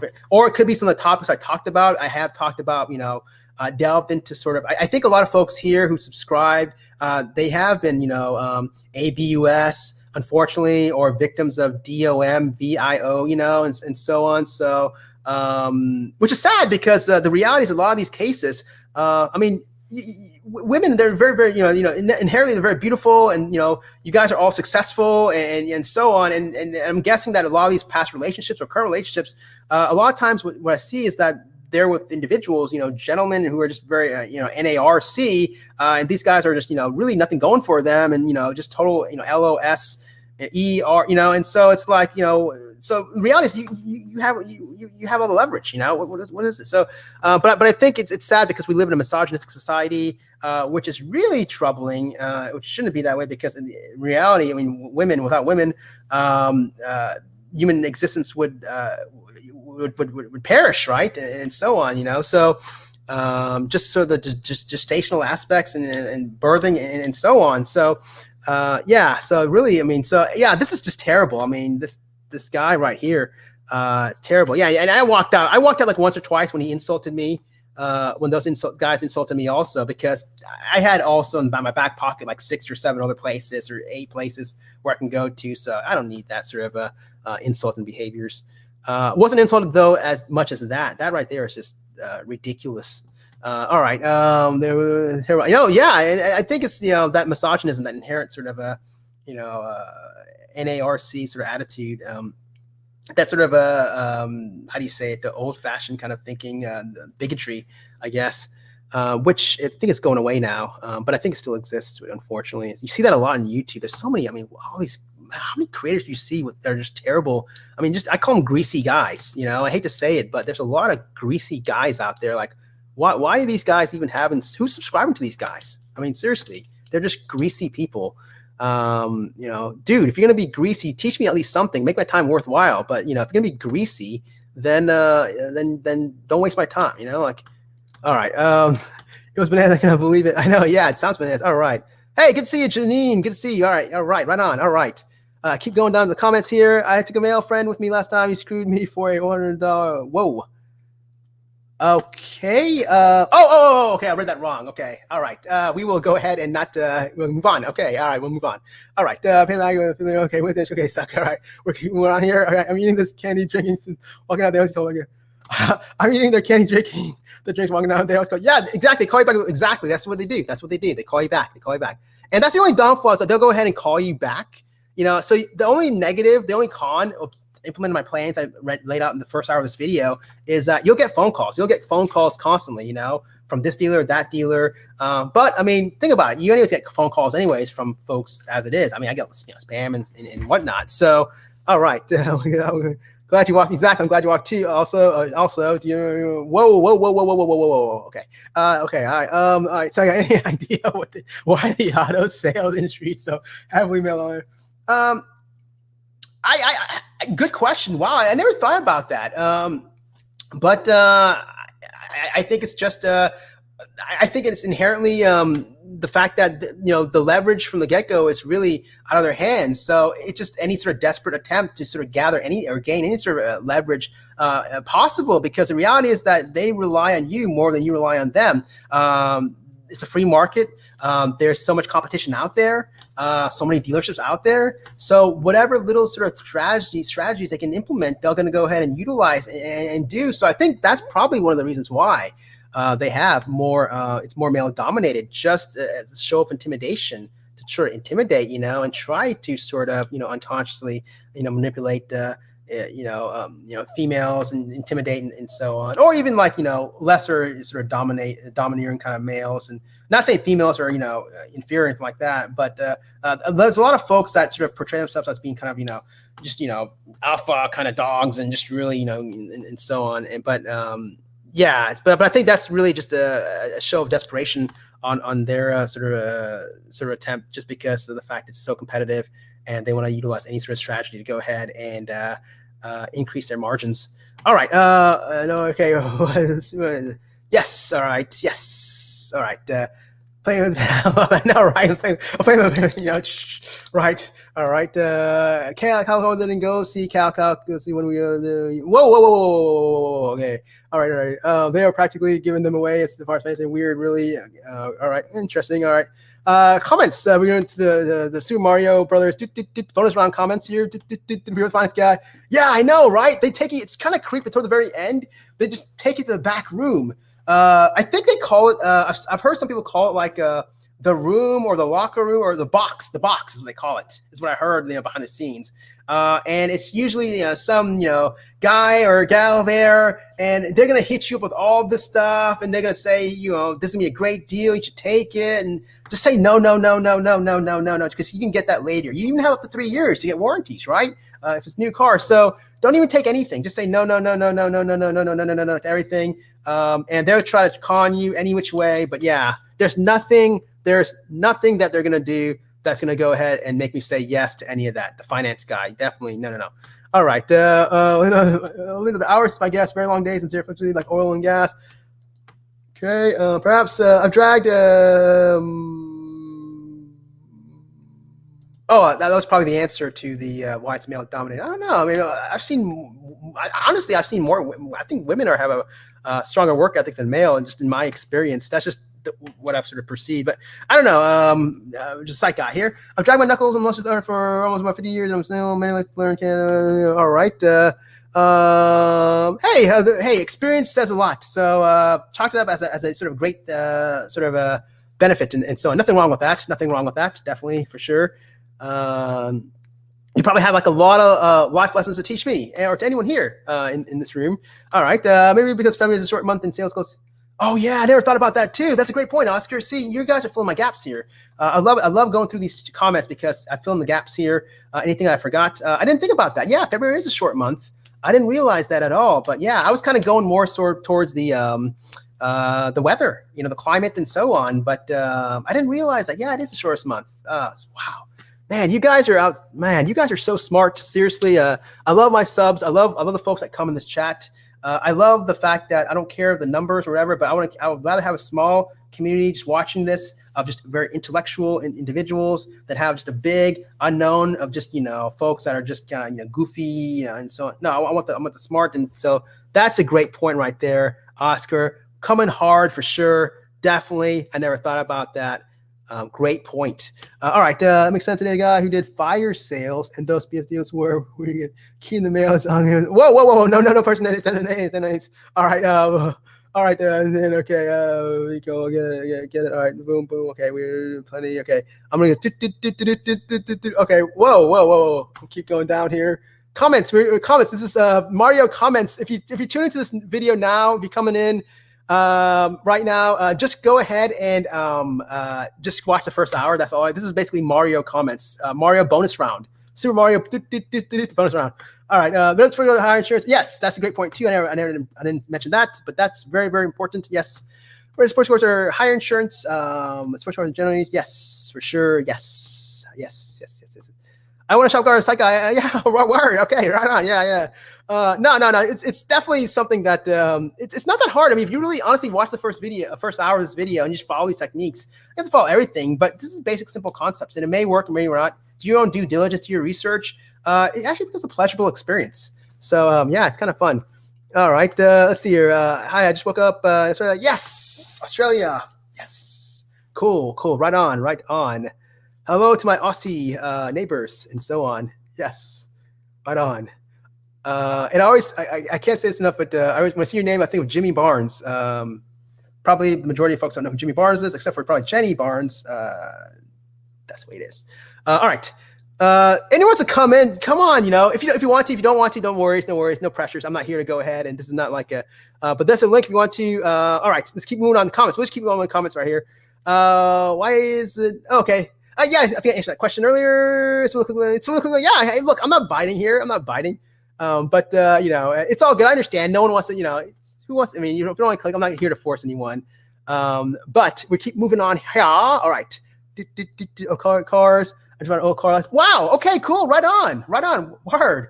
Congratulations. Great job. Cool. Right on. It's always fun to kind of get a purchase like that, I think. Over the phone. Yes. Oh, that's another thing also. If you want to go ahead, I think it's a good thing to kind of show your face, be personable in the beginning. But later on, there's no need to kind of go back and forth, and drive again. Because I myself, when I went to these 8 dealerships, like a few were outside of my city, it was, where my parents live, and the other ones were like in my city or whatever. But some of these dealerships were kind of far away, like 20 miles, 30 miles. So there's no need for me to drive and, every time. So once you've kind of established rapport and established an alliance with, your car salesman, then you can go ahead. They'll call you and you can go back and forth. There's no reason to go ahead and go and, unless finally, if it's a place you want to go ahead and get the best deal, or if that place you find that's the best deal, then you want to finalize things, then you can go back in person. But yeah, you can do things now online, on the phone, and so on, just like what Jenny Barnes did. So yeah, all right, right on. Old high cars and yeah, right, okay, right on. Yep, high-end cars, right on. Cool. Yes, but I'm a good buyer. It took me a while to buy a good buyer. All right, I believe that. You seem like that type. You seem very very fiscally responsible and so on. So yeah, right on. Great. What did you get, Michael?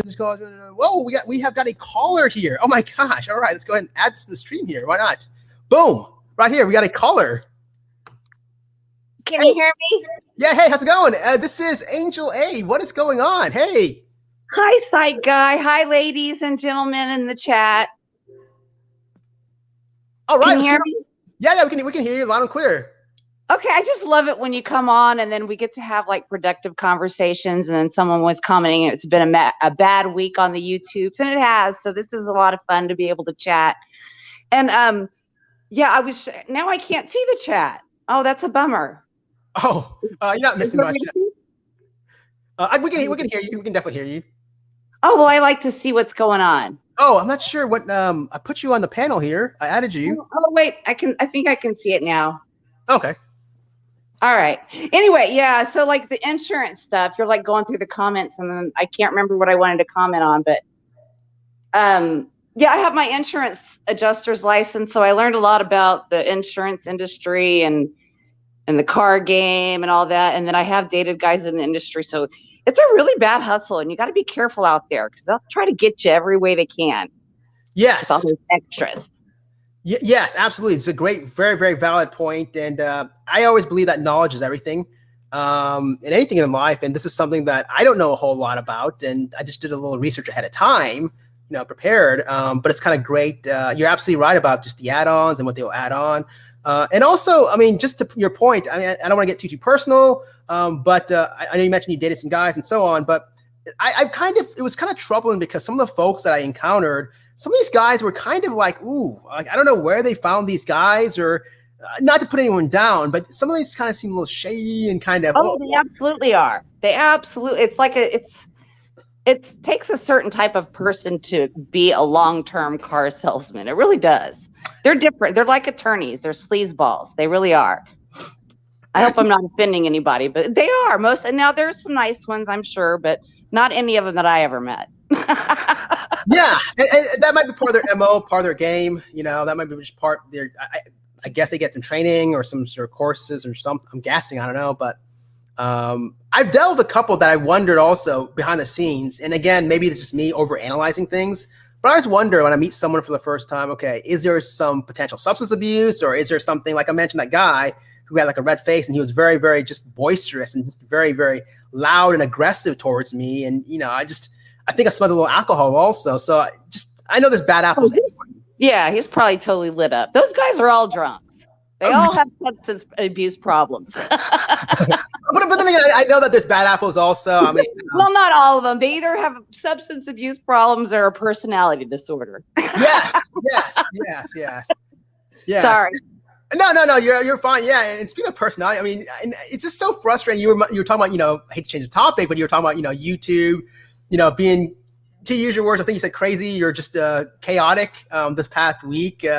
That's one thing also that I just don't. I like YouTube, but then it seems like when I encounter like certain creators, not only is there, I think, an underlying motive or something, but you kind of can pick out and say, oh no, there's a lot of potentially personality pathology, or it just kind of rubs me the wrong way, and it just and it creates a lot of tension and drama, and I don't know. Do you know what I'm talking about? Like, yeah, Psych Guy. Actually, your Space Jam video kind of addressed it, because I had mentioned to you in I think your Valentine's Day in the comments about everyone doing an agility scrum on the YouTube, and it's all an organization, and nobody has addressed it directly. And I've been wanting to do that, but I don't know how to use StreamYard, and I'm not tech savvy. So you kind of touched on it a little bit, but I would like to elaborate it a little bit more, because I've said it to several people and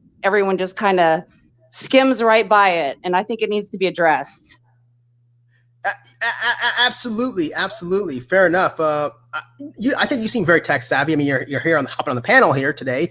When I started this channel, I'm not even looking at my background. There's, like, what is this? I got a microphone here on top of this styrofoam little thing. But no, it's really sad because I don't know. I like YouTube in a way, but then again, I don't. And it just kind of, sometimes to me, it's kind of sad and depressing because like, I like the way, for example, not get too personal or anything, but my channel, for example, yeah, I know that over time lately, I've been kind of losing a lot of subscribers because lately I haven't been covering some of the sexier topics that a lot of other content creators are creating. But I just feel kind of dirty when I see these folks that are making videos, and I don't know if it's the same drama or same the content creator stuff that you're talking about. Yeah. They're either, if they want to bash each other, fine. But what I don't like is that when they start like, bringing in, children, or cases, and next thing you know, they're profiting, and they're getting the e-begging, donations, talking about cases. Yes. And some of these people are also kind of like, ooh, what I want, like, I'm just picturing myself if I was like a family member. Would I want this person who seems like, a greasy guy, would I want him talking about my loved one who got perished, who actually died, and this guy seems like a shady kind of greasy kind of guy character who's half the time, maybe, flirting with the crowd audience and hitting, I don't know. I just feel bad for the folks and the kids that are, being profited and exploited off of. And so that's why every single video that I do revolving, like, for example, that SL case we talked about, like 4 videos, I didn't receive a single dime. I want to keep it that way. And everything was demonetized. I was only going for the educational aspect of it. Right. And then the drama also, it's like everyone's bashing each other. And I've always wondered, is this like a strategy they're using just to go ahead and increase their subs and their views? And because I don't know. What do you think? Do you think that they're doing this on purpose? Yes. Like, really behind the scenes, they really don't care about, no, they don't.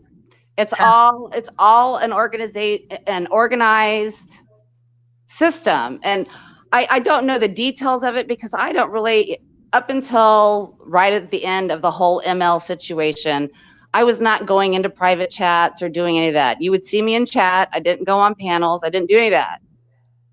And I knew it was coming to an end because I knew the Scrum process. And when he handed over all of his groups and all that stuff, that was the end of that. But it changed into something else, and it just keeps spiraling and changing. And it's really gross, And I want to talk about it, but I'm trying to figure out how to do that tactfully and tastefully and without getting into a brawl with all of these people. Because I'm not going to do that. I'm a grown woman. Oh, right. Right.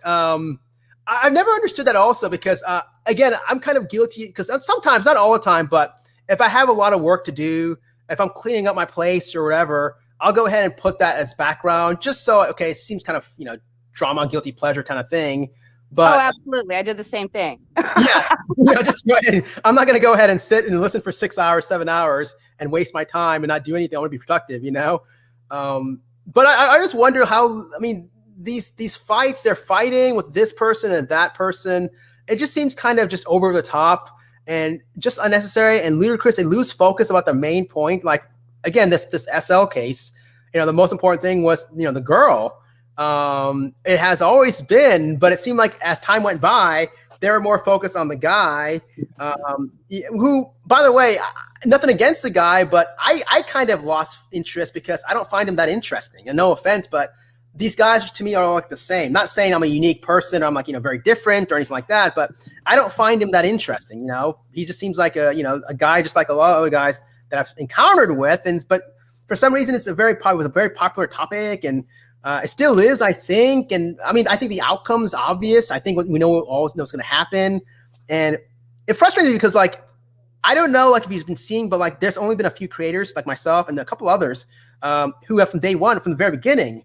And I'm sure, I don't know about your situation, if you were on, the mom side or the dad side, but there's only been a few of us that were in the beginning, okay, mom, and saw through it.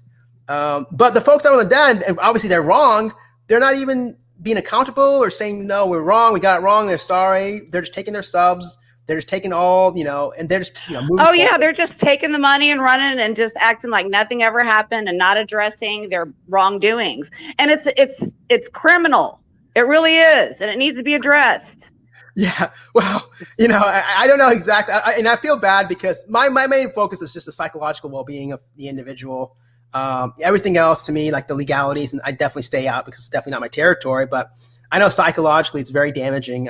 To that person, to that young girl, especially knowing that this was all a dog and pony show. If she finds out later, which she probably will, and then seeing all these scummy, greasy people that just profited off of her and just took the money and ran, and still not even apologizing or saying anything. I don't know. I just feel bad for that person down the road. It's not gonna. I hope it ends well, okay, but it just seems like it just rubs it. And that's why I've kind of, like, the past couple of months I've been kind of busy, but that's why I kind of stayed away also, because it just, at some point, it just becomes too much drama and too much chaos and just too much waste of timeness, I guess, is the best way to put it.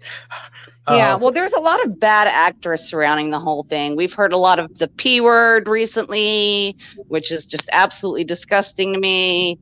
Whoa. That's not the kind of world I want to be walking around in, and it's just, the tubes is getting really, really out of hand, Psych Guy, and it needs to be addressed. And people aren't directly addressing it, and it's worrisome to me. And the other thing also is that I myself, like, again, I keep going back to just because I can only talk about myself. But when I go ahead and try to upload like just a simple, like I love the Beatles, that's my favorite group. If I try to upload a Beatles song, and even if I demonetize or whoever, Kylie Minogue or whatever, I can't. I'll be get flagged and my video will be taken down and so on. Meanwhile, you've got these clowns that are just victimizing and taking advantage and profiting.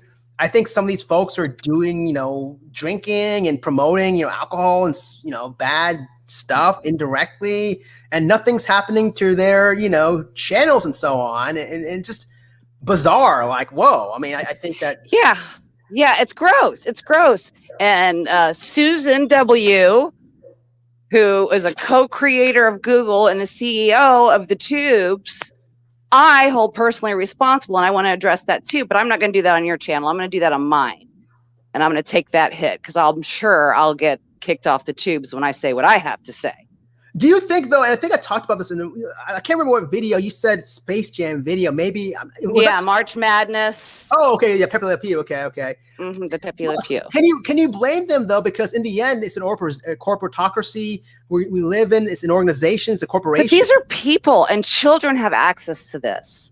And any 2-year-old, 5-year-old, okay, let's be realistic, can change a parental control setting on the YouTube as quick as you can blink your eye and hand it to their parent and, for inspection, and then get it back and rechange the parental controls. I know this to be a fact because I have a nephew that does it. Wow. Yeah. Wow. Yeah. This is a very dangerous platform, and people are just skating over it, and it makes me sick. But, this isn't the time or the place for that. But I really love when we do get to have these productive chats and people exchange information, and it's not just bashing and gossip and just grossness, Yeah, and look, and the gossip, I don't mind. Again, I've listened to some of those chats, and it's just fun background kind of stuff. Some of it's funny, but when you get they start getting really gross behind the scenes, and it's very manipulative, and then they're grifting and conning on top of all that, and with their fake GoFundMes and everything else that they do, it's disgusting. I want to have a good time and meet people and chat. I don't want to get hustled. You know what I mean? Yeah. And the best I'm is kind of tired of it. And the best is that they try to spin and say, I care about you. You're my family. I love you, and so on, this and that, and and they'll shot call everyone's name and so on.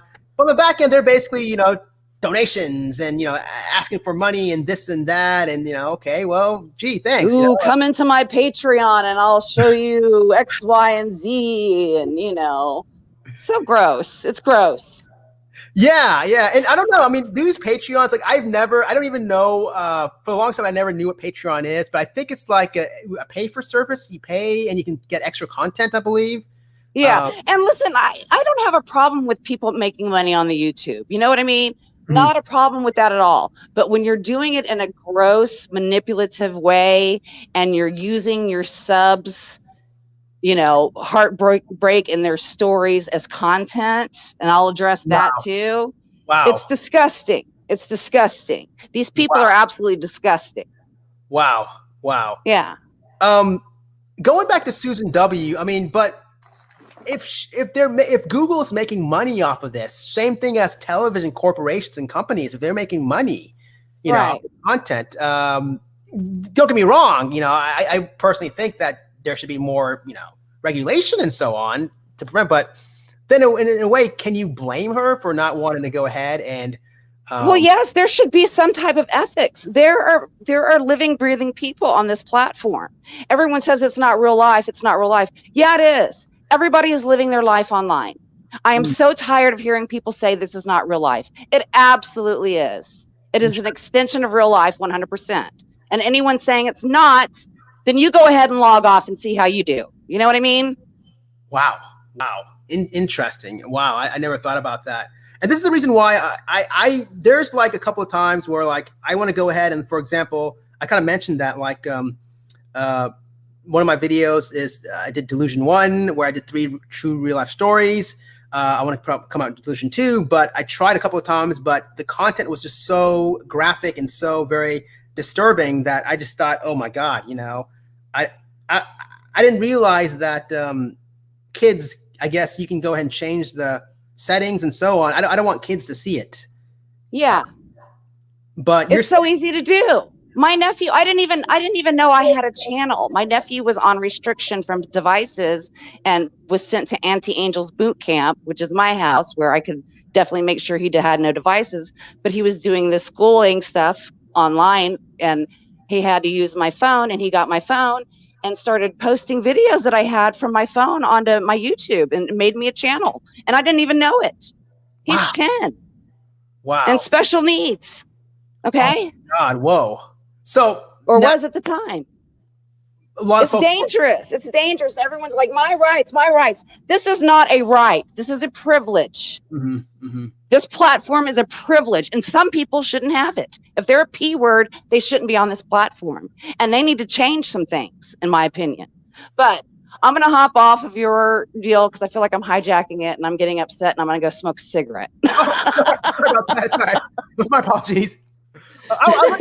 Hey, I think you should go and do a channel, though. I mean, I'm looking forward to that for sure. If you ever do a channel, it sounds like you're probably more than likely going to. I would definitely. Well, I have something to say, but I don't want to be an Annie Elise and be reckless. You know what I mean? Oh, okay. I have enough sense to try to figure out how to say this without getting my ass in a sling. And I'm going to leave it at that for now. But I love this, and I'm going to be listening, but I'm going to go smoke a cigarette. Thank you so much for call my tits. Sorry. I appreciate that. Thank you. Thanks. Thank you. Bye, y'all. All right. Wow. Okay. Thank you so much for, all right. So that was Angel A. All right. Cool. All right. We had our first caller here. All right. That was pretty cool. Good back and forth discussion. Yeah, I don't know. It just seems kind of, one of those things where I'm on the fence because in the end, my own goal is the way I look at things is I want to go ahead and put myself in your shoes, in the viewer's shoes. And I know we all have our lives in the real world. We all have our, obligations to our families. We all have our responsibilities. And so I feel bad anytime. I felt really bad when I did my first live stream and I took like 7 hours or something like that. I was experimenting. That's why I know that, okay, I want to go and boom, boom, boom, boom, boom, something practical. My last thing, insomnia, maybe it might help out or so on. Any future videos, I want to do quick, so I don't hijack people. I know there's some creators out there that will go ahead and just do all this time. Yes, we can go ahead and say no to it and so on, but at the end of the day, is it worth it? Are you getting any benefit from this, or is this wasted time? A lot of drama, a lot of toxicity. That's probably why this channel isn't that sexy enough, because I don't delve in those topics anymore. But later on, though, you'll be surprised because we will talk some very interesting topics that you won't see anywhere else, and understandably so, because not a whole lot of folks can comment on certain topics out there, unless if you're like a professional, such as myself, who knows more about the behind the scenes of mental health and whatnot. So it's not like this is going to be a boring channel or anything like that. But all right, let me just go ahead and just continue on. We still got a few more. We got some time still here. Let's go ahead and just click on. All right, so all right. I think we went on these cars. Okay, I'm gonna go these comments here. All right. Love minis. Yep. I'm a classic rock fanatic. Me too. I'm a classic rock fanatic also. Right on. They don't make music like they do anymore, for sure. Give me an Oreo Speedwagon any day. All right. Okay, me too. All right. How are you? Not sure. Okay, go. All right, go. Okay, turn speed. Okay, I'm just keep going. I'm gonna go really rapid and fast. I don't have much cars, but I need a truck. So okay, turn board. All right. I recovered from that horrendous live a few days ago. Yeah, I know, right? My live. Hopefully not. No, my live was definitely horrendous for sure. It was. Whew, my gosh. The audio again. It's like, hey, what's going on? It's Psych Guy, and I'm here to go and talk about insomnia. And so insomnia we have. That's how literally. Oh man. Okay. All right. I'm going from you struck mini. All right. Popping in. Hey, how's it going? Happy Memorial Day, Blonderella. Happy Memorial Day. Okay, right. Thank you so much for popping in. Thank you. All right. I got a small car, but I need to haul stuff. Yes. All right. Cool. Right on. RD is okay. RD not here. Okay. Okay. No, sorry. I have to be. Oh no, I was loading. All right. We're gonna keep going. Keep flowing. All right. I put my car Carvana. I haven't really tried Carvana. I heard a lot of good things about it, but Maybe that's a new tool to go ahead and use so that you can avoid the anxiety from car dealerships. Maybe this video, though, the first hour, watch this video, maybe it can help out also. All right, this is okay. Thank you so much. I appreciate it. That's what this channel is designed for. Sometimes you might get some helpful information. Other times you won't. But hopefully this video, the first hour, especially the first hour. Yes, so right. He is like okay. He has a lot of good PLL supporting. All right, cool. Right on. PLL. All right. Sure. My religion is mad. All right. Using still. Okay. Okay. We keep going down. Wow. There's still 4 people. As long as there's 3 people or higher, we're gonna keep going. All right. Let's see karaoke night. Hey, we should totally do karaoke night. I'm down. Seriously. I will be, but I will not sing though. I will not sing. Would you guys seriously be interested in seeing karaoke night? Seriously. I'm dead serious. If you guys would be interested in karaoke night, we'll do it. Why not? We don't have to just only talk about psych stuff. We can do karaoke night. Why not? You know, I'm down. Actually, yeah, that's a good idea. Karaoke night. And people, but you got to come on and sing. Okay. We might actually do that. Actually, karaoke night. Groundbreaking stuff here. Or hey, make it your channel. Definitely. If you do it, I'm there for sure. I am there. All right. Trust me, say like okay. Well, now that you are back, we can listen to you in the background. So right on, cool. All right, cool. No worries. As long as you're, as long as you're getting anything, some benefit from it. I just don't like wasting time and just bashing people that I don't even met in real life. Oh, hey, this person across the country who I never met or something. I'm gonna go ahead and target and bash and look like the better guy. And even though who cares? At the end of the day, who cares about this drama? You haven't met in real life. You don't even know each other. Who cares? It's just wasting time. That's the way I look at it. A year from now, no one's gonna be talking about this fight. Okay, it's just filler. Is what I say. Okay, it's funny sometimes, right? But I do like it sometimes though when it helps me out with productivity and All right, it's funny. So right. All right. There's a good thing that they're floating around. Things that were said. Contradiction. No one was listening until RD came in. First time people fighting RD. Who is RD? I don't know. But all right, RD Red Dawn. All right. Anyways, when I sold some shares, we drew. So time shares using the truth, the 4 walls, blah blah manipulation. Yeah, manipulation's everywhere. It's everywhere. All right. Matter from a different channel, group of subs. I checked $150. Only one person found wire. We could read the RM. The room embarrassing for him. Sad the whole thing. All right. I guess it's a private conversation. Hell, let's keep going. All right. Buy secondhand. Interesting. Okay. I think you can go ahead. Personally, again, I stand by that new car. I think you get a great deal. Yes, cars will depreciate. Even if you drive that new car out the lot, it's going to depreciate the second you drive off the lot. But still, I don't know. I personally, I feel more comfortable knowing that no one else actually, has used it driving recklessly, unless if it was like what I think it was Gabby or was it Oscar. I get those two. They're so thinking. They're both very, very smart, and they both think at a high level. And I get those confused. I'm not sure who had said that, but unless it was like an elderly. I like that sort of recommendation. An elderly couple with low mileage, and that they probably drive recklessly. So, all right, okay. So keep going on. Lots of grease balls. Here, exactly. Greasy guys. It's what I call it. Greasy guys. All right, cool. It's got 4 people here, so let's keep going.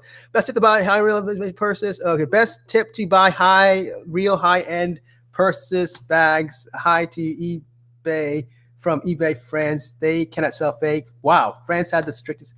Interesting. Okay, there you go. Doesn't apply to me because I don't buy purses or bags, but hey, it may help someone out there who's watching this video either now or in the future. All right.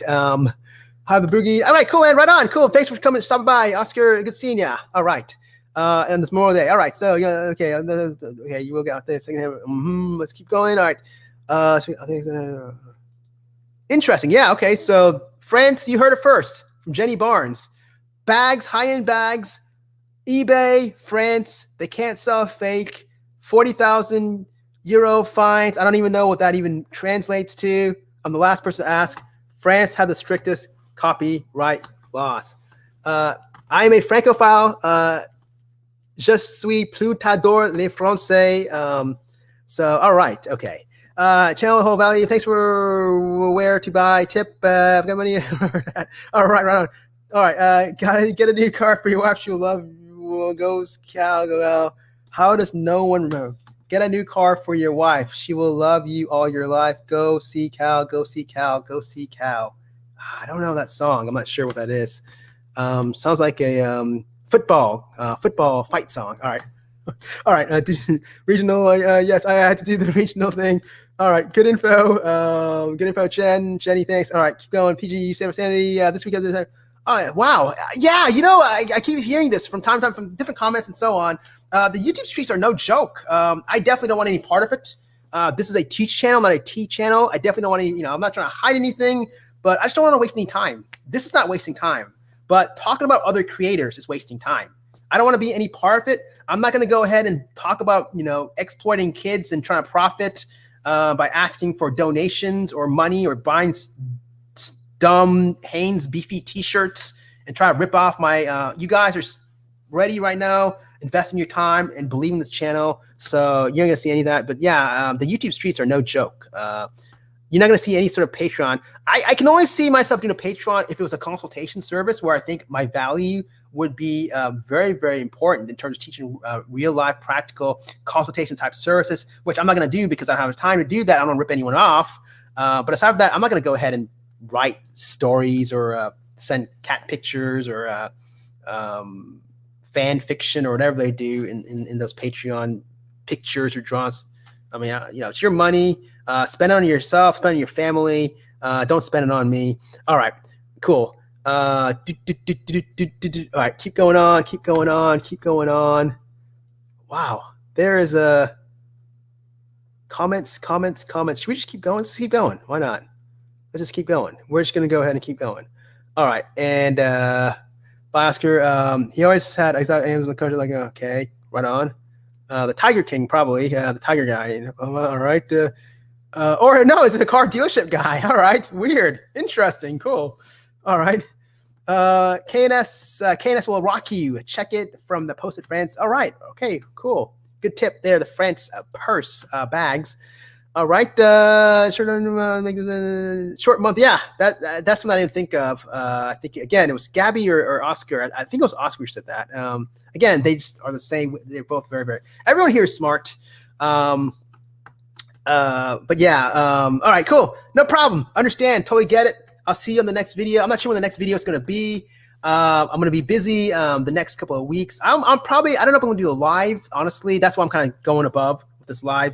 But I might do a video or two, some quick stuff, bing, bang, bada, bing, bada, boom.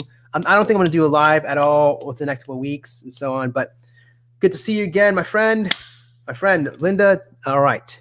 Good. All right. We're going to go ahead. All right. Cool. Right on. Okay. I have a driver's license, but I haven't, I don't know how to use it. Okay. All right. Bye. Okay. Right on. All right.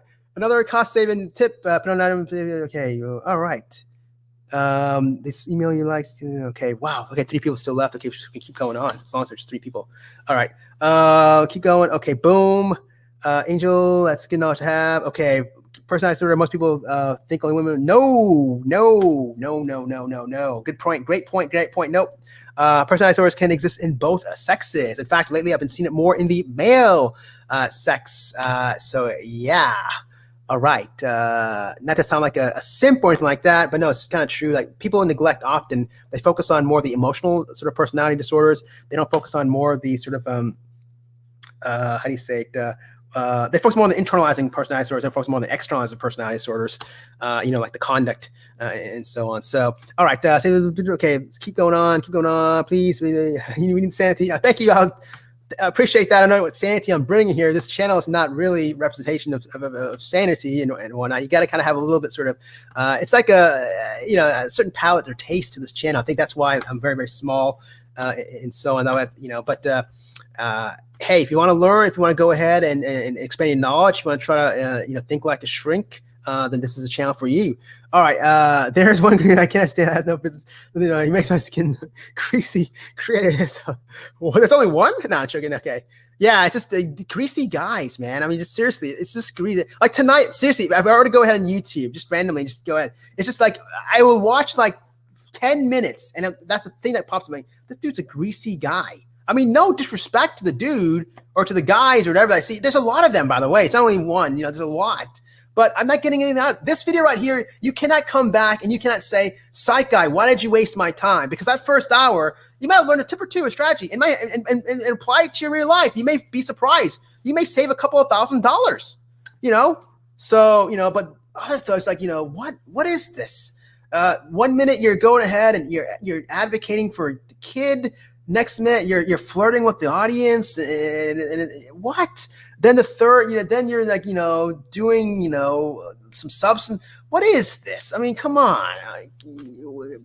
I'm turning this off. I'm going to watch some Family Guy instead. All right.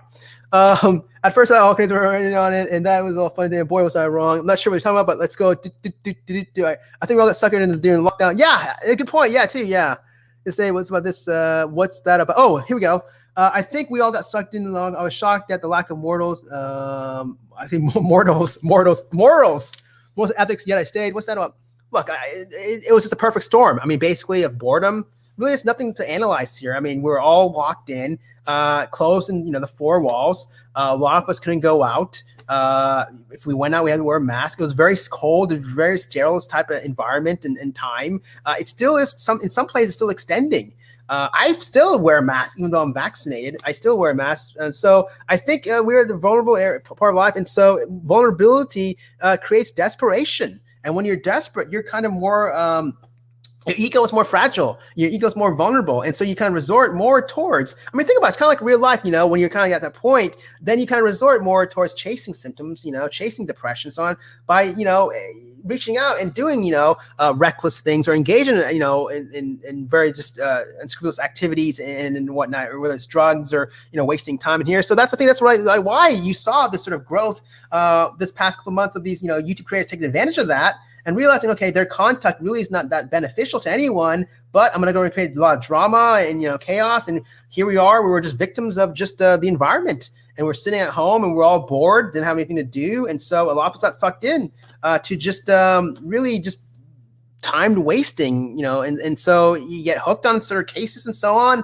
Next thing you find yourself tuning in every day. So don't beat yourself up. Don't feel bad. Like I said, you know, I myself am guilty. I've listened to some of the other, you know, channels, you know, but then again, I do that to my advantage. I'll go ahead and I'll, you know, be productive by, you know, cleaning my, you know, my bathroom while this is going on, or, you know, clean my room or whatever. And so likewise, I hope with here, maybe the first hour focus on my content, but here, this kind of stuff here, I hope that likewise you guys are also being productive and not, you know, wasting your time just sitting, you know, or if you are, fine, I'm trying to make this very short, but I don't like to waste people's times and so on. So yeah, but I think that's the answer to your question. Yeah, it's just basically we were wrong place at the wrong time. And I think all these individuals just took advantage of that, unfortunately. I mean, hey, what can you say? Victims of circumstances and the environment. All right, I find it interesting that he has faith in repercussions. That's about it. I'm not sure who that is, but we'll keep going on. Heart says, oh, okay, I think I know who that is. Okay.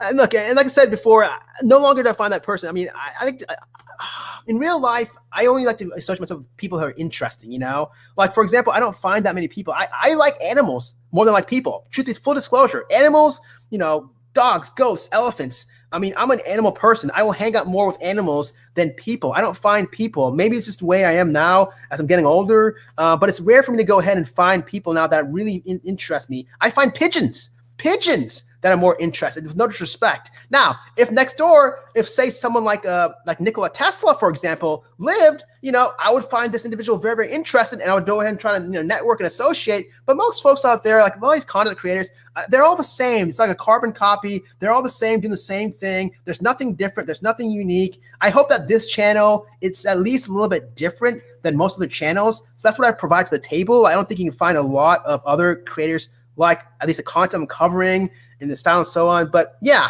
so, but no, I mean, I think that's what it is. I just lost interest in the dude.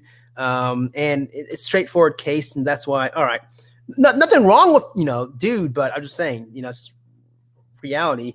Some still believe it have, if it's the same thing I'm thinking of, I mean, I think I said this in my last video, but I think it's just basically, psychological flat out denial. I mean, just probably these individuals probably, you know, threw a lot of money and are probably down and just kicking themselves and, didn't, and probably down in a hole and hoping that, okay, what they invested in, and I can't blame them. I would feel bad too if they threw a lot of money that could have been used more worthwhile. If they threw it to a lost cause, then you're going to be holding on to sort of this hope that, okay, maybe in the end this person was right. But everything thus far, I mean, it was like from day one, I mean, week one, it was like kind of obvious and so on, at least I think. All right. So yes. If I think about it, but yeah, I may do another video. Maybe I know if I did a video, like say next week, which I'm not going to do, but if I know if I did like a live stream about that same topic, I know you're going to see the views. You see the people, that little eyeball, the people in the chats, it's going to go from 4 to at least 40, at least tenfold. I think when I used to do it back in the day, it got as high as like 100 or so, which is pretty, I think it's a lot, even though other places, they, get thousands or whatever, but yeah, but I'm not going to go ahead and I don't have any interest. I mean, it's not interesting at all. All right. I heard you. Okay. I don't know. Okay. Go down. All right. Court order. Okay. Yeah. Again, they're all the same. I mean, again, not to sound rude, but there's nothing unique about this person. I mean, I could care less about who he's dating and what he's doing. It's all. I just feel bad for the situation for that particular person. I know what's going to happen. We all know what's going to happen at the end of the day. We all know the outcome. It's obvious. But there's just not. I don't find anything really unique or interesting. All right. YouTube, keep the high subs. YouTube, keep the high subs. People. Yeah, that's right. They kind of focus more on the high subs. People. They'll back it up. I think that's why. SUSAN, Susan W. And that's why I don't think, my channel, and I don't put a lot of tags anymore in my videos. It's kind of underground. If you want to go ahead and spread it through the algorithm, give it a thumbs up. It helps out. If you don't worry about it. I'm not here for money or profiting. It doesn't matter to me. But any little thing can help. Spread the word. Yes, I am losing subscribers. It doesn't matter because I'm kind of happy that way, to be honest, because I want to weed out some of the folks that are not really that interested in trying to learn and grow and evolve. I want to keep the core folks. I want to go ahead and keep that core network to go ahead and sort of slowly just strength like an army. I want to be like it's an army and just, of thinkers and growers, and how you can go ahead and a couple years from now, just grow from this channel and so on, just intellectually and so on. I want to go ahead and all the kids. And if you just subscribe for me, just because I was talking about maybe Anision in the very beginning, and then you realize, I no longer talk about him, whatever. Don't worry, feel free to move on, because I'm not going to even talk about, there's plenty more interesting stuffs out there to go and talk about, to dabble about. There's more topics interesting. It's going to be, I'm telling you, later on, it's going to be a lot of stuff we talk about. Some stuff's disturbing, and some stuff that's going to really, and it's going to be kind of like, it's not going to be like, I told you guys didn't believe this channel. To those who decided to go ahead and unsub, I told you, and you guys are missing out right now. It's not going to be like that. It's going to be basically stuff that's going to be very interesting and stuff that I'm thinking about and putting out that a lot of people probably won't even watch because I'm not that big of a channel. But it is going to be some of the more interesting stuff that you'll probably come across, at least that I've come across. And I watch a lot of YouTube myself, but not to brag or boast, but some of the stuff we're going to put out later on when I have more time, it is going to be delving into more of the interesting. That's all I can say. It's not just going to be basically me just live chatting about just, this case or this person or this crime thing or that. It's gonna be more of the wise and more of the unique kind of things, unusual kind of things. That's all I'm gonna say there. All right. He has quarter stuff. Okay. All right. Okay. I think I went through this. All right. Yeah, Angel. Seriously, former channel, definitely for sure. I would definitely promote it. I mean, you seem like a good person. You seem like good people. So yeah, I mean, totally. I mean, we should all stick together for sure. You seem like you have a good head on your shoulders, and I like a lot what you said earlier in the phone call. Thank you so much for calling in. But for sure, definitely, you seem like good people. All right, we raise smart kids. They explore everything. We hide from them. Yep, and that's one thing where I'm kind of hesitant about putting out disturbing content. But I think I may, in the end of the day, I think I may still do it, and maybe I might put like a disclaimer saying mature audiences only, or I think there's a way to go ahead and put. Hey, only 18 or above. I think I'm going to still do it because the content there, I mean, as a psychiatrist, I've seen a lot. I mean, a lot of just very disturbing content, and these are real life stories. So I may put a couple of those, and it's pretty distressing. I'm not going to lie, and it's very. But I think I've always wanted to go ahead and kind of do something kind of different and on the edge, and so Delusion 1 was kind of that way, but I think Delusion 2 is going to be more extreme. It is definitely going to be more extreme. All right. Angel's channel. Yeah, hopefully so. Hopefully so. I think she may come out with one. I think she may come out with a channel here. Keep going. Okay. I wish that guy would analyze Angel's been from his live. Yeah, basically my live was this. Oh, here's my analysis. So basically there was some egghead talking. He had a microphone. It was like, do not ever get this. It's like this blue. If you're gonna have it's like a blue. Let me go ahead and get it here.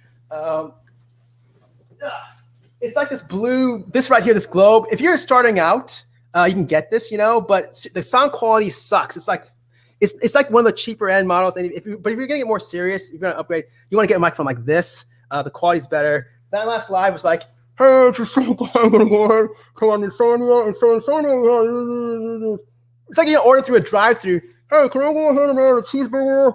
And can I remember to Candle? And then with that, can I have fries? And then, can you go ahead and take it? It's like that, Hey,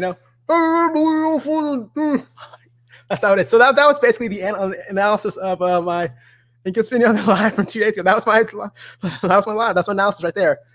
Drive through video. I might take that video. No, I'm gonna leave it there. I'm gonna probably do another video, just a quick, 3-minute, just the high points. Boom, boom, boom, insomnia, because that's a very important topic right there. But definitely no more. I wish someone told me about this earlier, like in terms of just, hey, your mic, like in the beginning, I would get comments about like just other things. Like I guess my video camera, they're saying like my position and where my face and the lighting and so on. Okay. But then like when I would, live stream, no one ever commented about the mic. I wish someone said earlier, but now we figured it out and so on. So, all right. Let's ensure we don't need any more, huh? Well, that's a good point. I see. Oh, wow. Okay. Interesting. I don't know. I kind of, I've always erred on the side of caution, and I know that a lot of kids out there will go ahead and just try to finagle their way and try to look at these sort of disturbing content videos. So I don't know. I think a little bit more can't hurt, but that's just my opinion. Not to the point where shutting out all videos per se, but I'm a big fan of just going ahead and putting more blockers, because kids are smart. They're smarter than adults a lot of times, and they'll go ahead and find anything and everything out there. So, okay, maybe I heard wrong. I'm going to rewind. I thought she said she wanted to discuss something on here. Yes, for sure. She did. Hopefully it comes out. And if not, no worries. Her decision. But it seems like very interesting stuff, maybe potentially that is there. It's more so about the YouTube streets, I think, in terms of just the ethics and morals behind it in regards to the content and what's going on there. Very important stuff that needs to be discussed. I'm definitely not an expert in that area because I don't watch a whole lot of YouTube. I haven't been, listening to a lot of these. I have seen a couple of live streams for other creators. I want to mention anyone's names.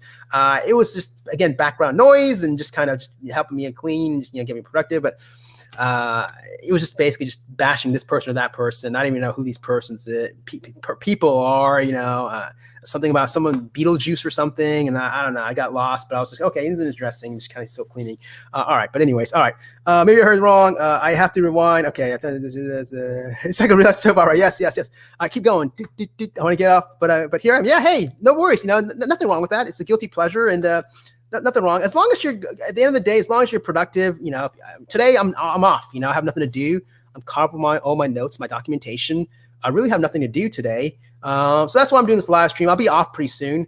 But yeah, as long as you have a productive day, spend time with your family, your loved ones and so on. Try not to let, YouTube run your life. Like a lot of these folks, that's really the key, but don't feel bad if you, show up, here you are, it's cool, as long as you're overall functioning, whether it's occupational, domestic, social, and or personal functioning, it's not compromised. All right. Okay, I get it now with the channel. Okay. It's been nice to see tech companies would be more consistent with the personal stuff they do censor. Interesting. Yes. Yeah. Tech companies are definitely something that they. I think there's need to be more transparency involved. I think there's needs to be more transparent in a lot of things in life, areas in life. Yes. Okay. The biggest moneymaker for counselors will be internet addiction. I never thought about that. I used to do therapy. No longer. It's more medication management. That's what got me to. But I haven't thought about that. But you're right. Yes, there's a lot of internet addiction. There's nothing in the DSM-4. The closest thing is gaming disorder. where it's an ICD-10 code out there. Gaming disorders a couple years ago put out, but in terms of actual internet addiction, I don't think there's anything. I don't know if in the DSM-5. Okay, keep going. Okay, thank you for going up, Angel. DSM-5, by the way, is the I guess the Bible, the Quran, the main book that we eggheads use, whether it's psychiatrists, psych NPs, PAs, psych PAs, and so on, to go ahead and make diagnoses and so on. All right, keep going. All right, so parts I agree. Keep going. All right. Wow, there's still 5 people here. I can't believe it. All right, we'll just keep going. All right. One thing I love about Psych Guy's phenomenon. Okay. One thing I'd love to hear about from PG Psych Guy is the phenomenon of people that fund that Ashley chick. Ashley chick.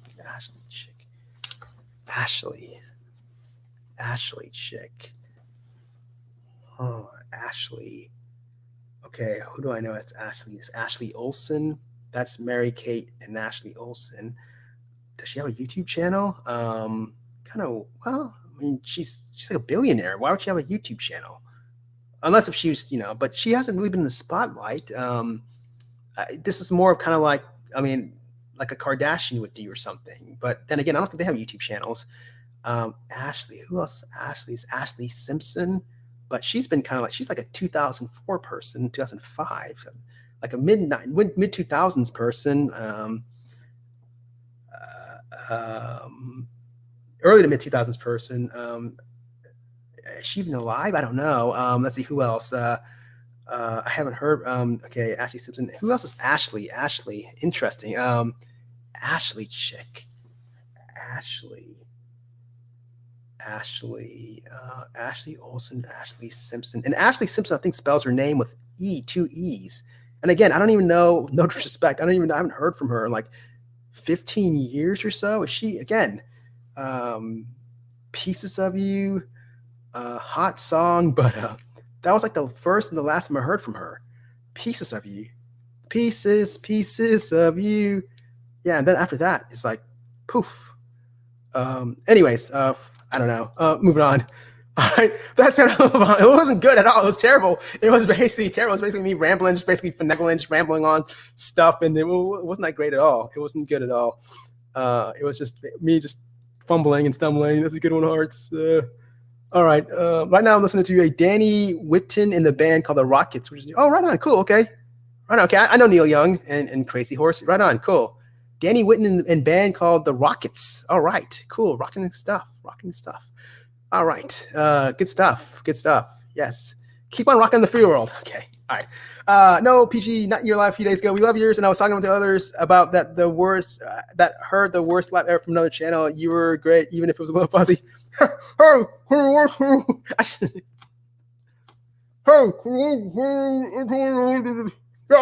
2 cheeseburgers, a Happy Meal, and all right. This mic, though, I hope it sounds like smooth like butter, criminally underrated. Okay, I don't know how it goes, but all right. Okay. I saw, cool, right on. Wow. Man, look at this. I wasn't even born. I mean, I saw CSN and Young, Neil Young, I'm guessing, the night Nixon resigned. Wow. Man, that is awesome. I'm so envious. Like, I really wish that I was living back, like I was born around like the Beatles. I mean, these concerts, like you're not going to get anything like, I mean, the Beatles. If anyone saw the Beatles live, or even these older bands, or even like, Springsteen in his prime, or, Fleetwood Mac, or Oreo or Journey, or, these classic bands. I mean, there's just so many. Dire Straits. Who else? I mean, there's just so many I can list here. I wish that I was like old enough to go ahead and have said, hey, I checked out, Fleetwood Mac in the late 70s or whatever. And it was a great show and, something like that. But man, wow, that is awesome stuff. That is cool. All right. All right, keep going. People. Oh, people. Okay. Yes, that is awesome. I'll watch you sing. All right, yeah, we should totally do it. I look at the Rockets. All right, yes, we should totally sing for sure. Karaoke night. As long as you're paying for the admission here. No, I'm checking now. All right. Wow, we got some people. Oh my gosh, we've got so many people we're just gonna keep going. Let's just keep going. I got nothing to do right now. I got time on my hands. All right. Danny Williams, man, that song "Needle and the Damage Done" was written about. Oh my God, that sounds like a scary needle and the needle and the damage done was written about. I'm guessing about drug usage. Man, that's some scary stuff there. Danny Whitten was the man that the song "Needle and the Damage Done" was about. Whew. Okay. Fierce, intense. I didn't know that and know the song well. By the way, if you're like tuning in new here, the first hour is all you gotta watch. Everything else is filler, except for the phone call with I thought was with Angel. I thought was pretty cool, but everything else is basically me just thumbing through and singing and just acting kind of goofy and stuff. All right, searching the kind of bands of that name. All right, cool. All right, let's do. All right. Oh yeah, you just made my day. I'm not sure why. Yes. All right. Rock on, Jet Petty. Hey, I know Jet Petty. Yes, back in the day. Yes. I'm seeing some old school folks here. Yes, come on. Yeah. All right. Yes, come on. All right. You know what's a great live. Okay, we're gonna keep going. All right. This is old school people showing up. That's awesome. I thought, my gosh, Jet Petty. Yes. It was definitely a little lockdown for me. I've never been interacted on YouTube and never had. All right, yes, we are in lockdown for the third time right now. My gosh, whoa, my gosh, for the third time. That's whoa. I'm going bonkers here for the third time right now in Australia. I didn't know that. Wow, see what I'm talking about? I had no idea. My gosh. Well, I hope you're safe, you and your family. At the beginning, the Jet Petty. Yes, thanks. Right on. Okay. Wow, where do you do your live? Okay, between Australia and New Zealand. Right on, cool, good. Every Australian and New Zealander that I met, cool folk, awesome, just down to earth, good people, man, good people. I like animals too, but I prefer them. I prefer them to belong to others. I prefer them. Yes, right on. But I prefer them to belong to others. All right. Yes, animals are so good together and. Yes, if that's what you mean, like like hanging around with each other, animals. Yes, in the wild. I'm guessing that's what you prefer. I don't know. All right. In Australia, I don't know. Okay, animals are better than people. Yeah, thank you so much, Gabby. That's what I'm saying. Thank you. We are on the same wavelength for sure. Definitely, animals. Yes, animals for sure. Animals are better than people. Yes. See, because there's no malice, there's no underlying motives, and so on. There's nothing that you have to worry about. Animals, they're so cute, and there's no secondary gain or nothing you got to worry about. People you got to watch out. What's their motive and so on. And, that's why I like to be very transparent in this channel, because I'm not here asking for money. I'm not here trying to waste anyone's time. Now this is filler stuff, so it's, if you want to come in, but this is me. This is me, and I'm not here to go ahead and sell you dumb T-shirts or anything like that. I'm not here to go ahead and have you a subscription thing or Patreon and waste your time. I'm not here to scam anyone. So that's why I like to be like an animal. Just basically, hey, they want they're doing their thing. They want love and affection and so on. They're not here to go ahead and try to con anyone or try to trap someone. That's why animals, pigeons, raccoons, llamas, they're all elephants. Elephants are, yeah. All right. No offense to my dog. I'm a bird. All right. Not taking. All right. Okay. I hope this does not last long. Yes. I hope that you talk about this live. I know you about this live of the pandemic. But this live will not last too long because I don't want to make too. Okay. All right. Pigeons. Yes. Pigeons. Definitely pigeons for sure. Absolutely pigeons. I had more friends who were pigeons. Honestly, I hung out with pigeons more in my college days than I did with actual people on campus. No joke, seriously. We had a campus, and there's pigeons all over, and I hung out with pigeons more. I'm not afraid to say that. I'm not ashamed, but I found them more interesting than all the other college contemporary. No disrespect to anyone out there, but I found them more just worth my time than all these other frats, and sorority are. All right, I love bats. Oh, cool, right on. Okay. Bats. All right. Cool. Bats are interesting nocturnal species. I cannot say the same, but respect. All right. Okay. I had the toes and release them. Right on. Cool. Good stuff. Yes. Right on. All right. Animals. Yes. Animals for sure. Animals. We have baby bats here. All right. All right. Cool. We keep them on. How hard's the lockdown there? She said there's like three times, I think, you have to be locked down. That's wow, insane. All right, that's a lot. Full, nothing, and no one going anywhere. My gosh, whew, man. Oh, my heart goes out to you. All right, with the bats and bat singers here, they're so helpful. Yes, very helpful. Very smart too. Very smart. My gosh, bats are so super smart. I mean, to me, like I think the three smartest birds are bats, owls and pigeons. Yes, I would say aviator. Yes, those are the three. I have a preference for pigeons. That's just me, but I like all. All right. Yes. When they call it, yes, bats are pretty cool. Bats are pretty cool. Yes. All right. Does that have a pest? All right. Interesting. Yes. All right. Keep going. Oh yeah, Indian variant. Right. Oh yeah, yeah. I heard there's also a Vietnam. In Vietnam, there's a new variant. Yeah, it's been. That's what I worry about. Also, is later on this year. I mean, no matter what precautions take, what's going to happen? It's going to spread. It's going to be a super spreader. Mutations and so on. So it's gonna be interesting. That's why I'm not letting my guard down anytime soon. It's gonna be masks wherever I go for a long, long time. I'm avoiding any sort of theaters. I'm avoiding people, mass crowds. Hey, I'm avoiding concerts. I like music. I like music a lot, but sorry, I can see Def Leppard some other time, all right. Okay. I don't know, honestly. All right. I can't. All right. Keep going. I really don't know if those are good in regard. If you set them hiding spots, they'll move on their own. Yes. All right. Jen, sounds great. Okay, cool. Jen's crazy. Stay healthy. I know the Nepal variant. Wow. I never heard of it, but I never heard of this Nepal variant. But, But I haven't been keeping up, honestly, with all this stuff. I'm sorry, I'm going back to looking into. Okay. Oh my God, hearts. Fingers crossed. All right. What bad region are you? Okay, Jenny Warrens. Okay, private conversation. Camel Toad, South Australia. Yes, cool. Right on. Okay. Just regular toast. Okay, West Tennessee. Okay, all right. Right on. Here you all got. You got caught up outside. All right. Hey, good to see you again. All right, we got a big guy. Okay. Jet. All right. You're flying foxes. My God, there's flying foxes. That's pretty cool. All right. Oh man. Wow. They fly those things. Wow. All right. I'm glad you're back. All right. Good. Keep going. Okay. This is really cool. Jenny Barnes and beautiful, smart, gorgeous animals. Okay. Keep going. Okay. I'm getting my, cool. Jet, a big one at my work. Wow. Double digits. 10 people. My gosh. We got 10 people in this chat. Double digits. This is, oh man. Okay.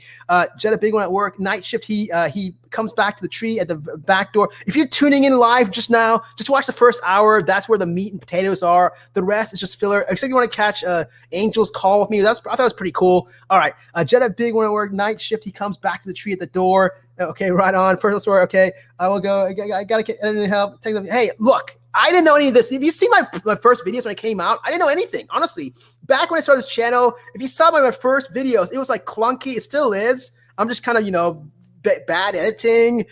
Pictures are popping off here and there, and I'm still don't even know how to do this.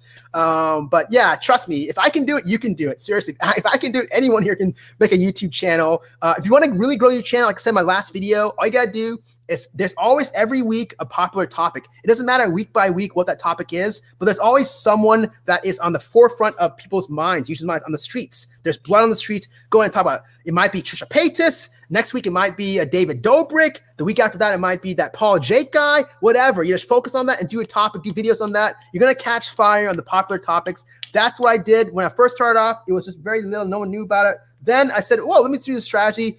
Onision, boom, that dude right there, he was catching a lot, and I just jumped on that, and then boom, that's when, now I think there's a lot of folks that subscribe to me, and they're realizing, oh no, he's not Onision, this guy's actually trying to help us and educate us, and it's, let's get out of here, kind of thing. I think a lot of kids now are just trying to, like unsubscribing and stuff, which is fine, which is cool. I don't want, this channel's not for kids.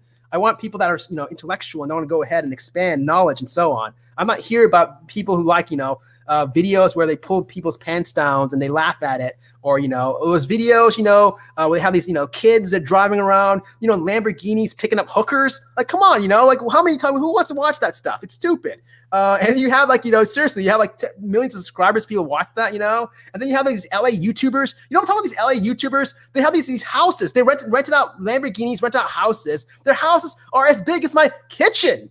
I mean, or their kitchen, I should say, is as big as my place. No joke. Their kitchen is as big as my place. I mean, why do I want to see that? What interesting, And they're hanging out with their friends. They got their butts hanging on their counters. You know what I'm saying? They're hanging out on the counter, like their bar. They're the counters, or the counters. They got guys and girls' butts hanging off. Goofing off, throwing watermelons at each other and throwing eggs and stuff. What is this? Well, I don't want to see a food fight. First off, you guys are the last people I want to hang out with. I don't want to go ahead and hang around people that I didn't like in high school and stand in high school. These rich, using their daddy's money, and their dad is they're basically profiting. They're very affluent and so on. Everything was handed to them. But I don't know, for some reason, it's a popular thing that people like that and stuff. So I don't know, but this channel is definitely nothing like that. Sorry about going on a rant, but you guys know exactly what I'm talking about. If it's not only that, then it's the channels where they just go ahead and bash each other, and there's a lot of drama and stuff. And come on, man, come on, dude. All right, let's see, keep going. All right, all right, no, flying foxes. Okay, cool. All right, cool. Let's keep going. All right, okay. This is a personal conversation. Okay, Neil Beetlejuice is funny. Okay, guilty as charged. I said there's some dude named Beetlejuice. I have no idea. I just heard. I was listening one day. I was like, cleaning up my place, and I heard Beetlejuice. Some person's name. I don't know if it's a guy or a girl. Someone named Beetlejuice. And I'm like, okay, wow. Why are they bringing up some? Are they talking about Michael Keaton? Is this like why are they bringing up a 1980s, 90s Michael Keaton movie back in the day, like Beetlejuice? Like, who is this person? Why are they bringing Michael Keaton? For what? Is he in the news? Is he for some reason? Is he part of some sort of conspiracy? That's why I bring Beetlejuice. I have no idea, but I heard Beetlejuice. I'm like, okay, interesting, but all right. Beetlejuice. All right, okay, no problem. Hey, yeah, dude, seriously, flap your gums. Like what I'm doing right now. It's kind of therapeutic also. The way I'm talking right now, just venting and so on. It's, believe it or not, it's therapeutic. It's kind of therapeutic to me. I appreciate whoever's catching this or ever, still watching and still live. The first hour is where the money is at. The rest is just me just basically rambling. But it's kind of therapeutic. I like it. It's kind of fun. But yeah, no, even if you flap your gums, I think it'll be very, very fruitful for you, and I think you'll like it. And I think it'll be actually beneficial to a lot of folks out there that may actually, believe it or not, may have your same sort of viewpoints and points of view. All right, moving parts. Go with the moving parts, and it keeps it real. Right on. Oh, word. Another, I have to look it up. Go. I got a lot out of this live. Thank you so much. I appreciate that. Plenty more to come. Maybe my future lives, it might be a little bit more kind of selective, might be a little bit more kind of disturbing content, may not be as educational and practical in real life. I don't know where I'm going to go, but it's going to be surprising, though. It's going to be different kind of things. We're going to dabble here, we're going to dabble there. It's not going to be your typical unique, just I'm going to exploit this child in this video. I'm going to try getting more subs, simply play. No, we don't do that. If I do a video like that, as always, it's going to be demonetization, and it's going to be always not going to profit at all. None of that. We don't play that sort of game. Chicanery at here. All right, stream the content. Right, stream the gets content. She's a drug addict. Freak show. Okay, I'm not sure who the drug addict is. She's a drug addict. A freak show. Who is the drug addict? I don't know. Courtney Love. I don't know. Or maybe there's an Ashley person, or there's an Ashley name. There's also the Beetlejuice name that was brought up earlier. Maybe it's Beetlejuice. I don't know who, but Beetlejuice is a guy's name. Michael Keaton's a male character, so I don't think it's Beetlejuice. I don't know. I'm not here to go ahead and label anyone or call anyone any names or anything like that. But if I was called, I mean, I never watched the movie Beetlejuice, but hey, man, if someone called me Beetlejuice, I'll take that as a compliment because come on, Michael Keaton, right? Come on, cool, man. Michael Keaton's cool too. Remember that movie? What was it, Multiplicity or whatever? That's a pretty cool movie, right? It's pretty tight. I didn't even see that either. But anyways, all right. Ashy Cat. Who's Ashy Cat? Ashy Cat. Oh, this is probably that Ashley person. Ashley. Oh, and here it wasn't about Ashley Simpson. Ashy Cat. I don't even know who that is. But all right, cool. Ashy Cat. Who is Ashy Cat? I don't even know who that is. Hopefully that person though is doing okay health-wise. Hopefully there's no issues. I don't wish any ill will towards anyone. Hopefully he or she is doing okay. Just functioning okay in society. Hopefully family is in good health and good spirits. And likewise, again, I don't want to promote any sort of malice or negativity in this channel. Not here to fight with anyone. So if that's a person, Ashley, I don't know. But okay. All right. I don't know Ashley. I don't know who Ashley is. I guess it's Ashley. Ashley is Ashy Cat. And who's Ashy Cat? I have no idea. Keep going. Uh-oh. We comments. All right. Wow, there's still 6 people here. Don't worry, I'm not going to go ahead and stretch this out to too long, but I'm just going to keep going. All right. It's none of those Ashleys. Okay. I hear it was like Ashley Simpson or Ashley Olsen or Ashley Simpson. I knew it was not Ashley Simpson because she spells her name with 2 E's. And we last heard from Ashley Simpson since 2005 or 2004, I think, or 2003 with Pieces of You. And after that was the last time we heard from her, right? So I knew by process of elimination, it wasn't Ashley Simpson. So I thought it was Ashley Olsen. But Ashley Olsen was kind of like a early 2000s, like early 2000s person also. They're all the same like kind of group, like Hillary Duff, Ashley Olsen, Paris Hilton. You remember that whole early 2000s, early to mid 2000s, like, And who was Amanda Bynes, right? That was all kind of, so I was like, it's all kind of mixed in the same. Lindsay Lohan, that's another one. They all kind of mixed together, kind of conformist type, mentalities, and they're all sort of carbon copies of the other. Just sort of this no individualism, only just conformity and whatnot. It's just the dregs of conformity right there is the best way I can describe the early 2000s with just sort of pop. All right, Ashley, okay. All right, she went, okay, all right, cool. All right, okay, good. I'm glad to hear that. Whew, yeah, again, I wasn't trying to say that she's dead or anything like that. I didn't hear from her. I'm glad that she's doing okay and alive, and I wasn't trying to wish it's her. Ashley, whoa, no, whoa, okay. Hopefully it's not someone that is actually personal real name. Hopefully it was a celebrity, but yeah, whoa, okay. She's WWJ, okay, nothing exciting, okay, whoa, keep going. It's very strange. Chick has very okay, wow. Streams the most arbitrary parts of her day. Wow, okay, interesting. Look, people like train wrecks also. Again, I'm not saying this person's a train wreck. I don't know who this person is, but society is driven. Why do you think the Kardashians are famous? Why do you think people like to watch the reality? Well, in reality, though, it's a lot of it's sort of doctored and kind of made up and construed and so on. So don't really believe anything you see on reality TV. But let's be honest, we live in a society where it's just, we like the tragic, and it just makes us feel better and so on. And so it sort of creates a little validation, unconscious validation towards our lives and living, and sort of a overall better sense of self-worth, comparing ourselves with, at least I'm not like this, person here, who has this sort of a trashy sort of attitude. And so I think that's the reason why we're trying. So, but I'm not saying that person, I don't know anything about that person. I really can't comment about that person. All right. Okay. But so that's why they're following, and then people fund it because, it's just, kind of makes them feel better that, okay, there's folks out there that are probably not doing as well as they are. Give them a sense of hope and validation. All right, thanks, Angel. In a way, enabling that. Okay, keep going. My parents wouldn't allow me to go to the wrong way as a kid. Yes. All right, right on. Cool. Yeah. My parents were also very, very strict and so on. So yes, I totally get it. Stones dead. Yes, right on. Stones. Boom. Love Stones. Grateful Dead. I really haven't gotten into them. Led Zeppelin. Yeah, I used to be a huge Led Zeppelin fan in college. Now I'm kind of like died. I'm really not too much in the Eagles. Same thing. I'm not that big of an Eagles fan. My groups are more like the Beatles. Who else?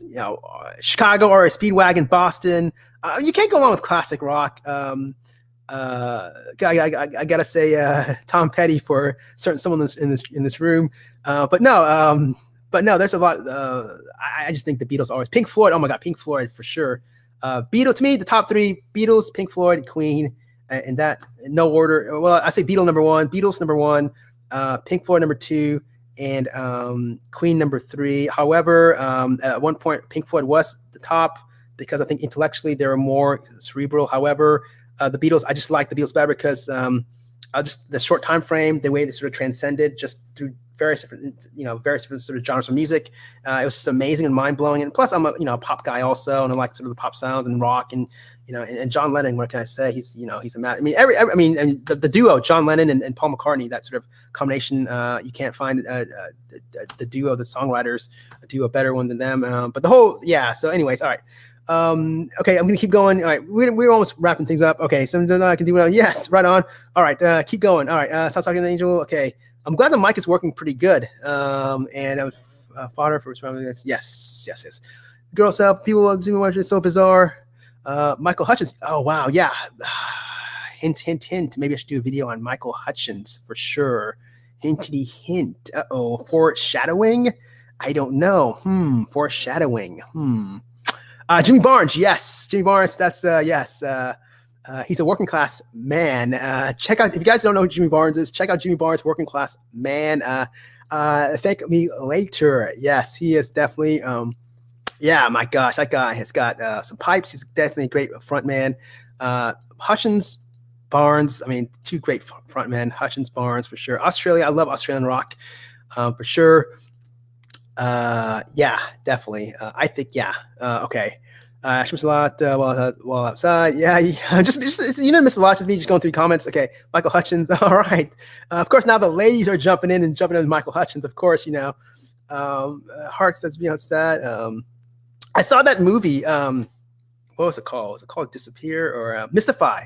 Yeah, earlier was it this year or was it last year? But a great movie, documentary, and very sad.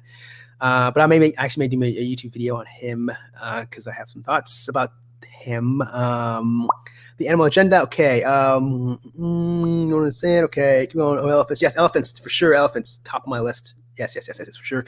All right, my dog's gonna suffer from treats and bites. So okay, elephants are yes, so elegant. Yes, so classy.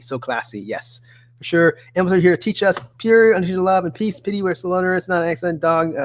Interesting. I never thought about that, but you're, yes. That's a no accident. Pity we're slow learners. Yes, that we are. Pigeon. That's cool. Right on. Cool. Pigeons. Yeah, pigeons. I love pigeons. All right, cool. Yeah, I know it does, doesn't it? Right. Doesn't me mad. Yes. Let's make it a mission to go ahead and free them all for sure. Let's go and start today. Now, all right. I won't go to circus and zoo. Yes, I don't either. I don't like the captivity aspects of it behind the training for just profiting of human sort of exposure and so on, just for entertainment value. I don't like that. Angel, the last thing, a big series I've ended. There's a use of the holograms. Cool. Okay, I'll check it out. The holograms. All right, right on. Okay, I did not know that. Okay, keep going. Well, that was kind of cool. I was still around. I was in grid. Okay, 10 years. Okay, cool. So many professional psychologists have helped me. Okay, right on. Cool. Good. I'm glad to hear that. Yes, we are definitely here. Anyone in mental health, it doesn't matter if it's psychologist, psychiatrist, social worker, nurse practitioner, physician assistants, anyone. I hope you can get some help. Help is definitely out there for sure. Just got to reach out. I collected I was huge diorama. That's how he's Ranchelas. I called it. It's a real big production. All right, cool. Okay. Neat. Rancola. Sounds like Ricola, but okay. All right. The cough drop, Ricola. All right. It's interesting. Don't know what people are scared to learn. Yeah, I don't know. It's just weird. I mean, I kid you not. Literally, I mean, I no joke. I mean, the last 2 times when I did put on my topics, I saw like you see your subscribers. It's like you see it dropping.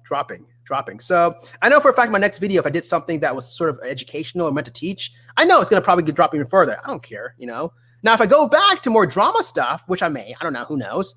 But yeah, people are going to jump on, That's just the way it is. So maybe at one point, if I'm kind of getting really, really low, where I'm losing a lot of subs or whatever, where it's really hemorrhaging and whatnot, I might do the, hey, let's talk about Trisha Paytas, or hey, let's talk about, just the popular topics.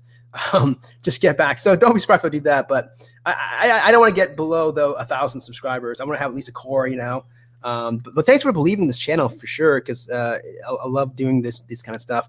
All right. I don't know if people are scared to learn. Yeah, I know. It's just intimidation. People don't want to grow. They're afraid of just, expanding their mind, knowledge.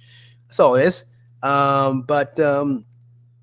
Yeah, and it takes a little work too. But believe me, I mean, I don't know why, but it's just like kryptonite. It shouldn't be. Although I never watched Beetlejuice. I live on the boondocks. There's no stories come out here, but there's movement and was right on. Cool. All right. Wow, my gosh, we're gonna keep going. I think we're getting toward. Yeah, okay. I had an old boy claim his parents had P.T. Barnum dining set. Never saw it. All right, cool. Right on. Okay, cool. Lots of people have big cats in Texas, huh? I don't know. I've told friends and family that they've helped me. Okay, right on. Service life is hard. Maybe look it up and get me to that dining setting. Get me that dining setting. Right. Don't you have big cats and people use this? Yeah. There was actually a story. Remember that story that there was like, I think I read, it was like maybe 2 weeks ago or so. There was that tiger that was out in some guy it was like in Houston, I believe. Houston, in the suburbs somewhere. And he was a pet owner and he had a tiger.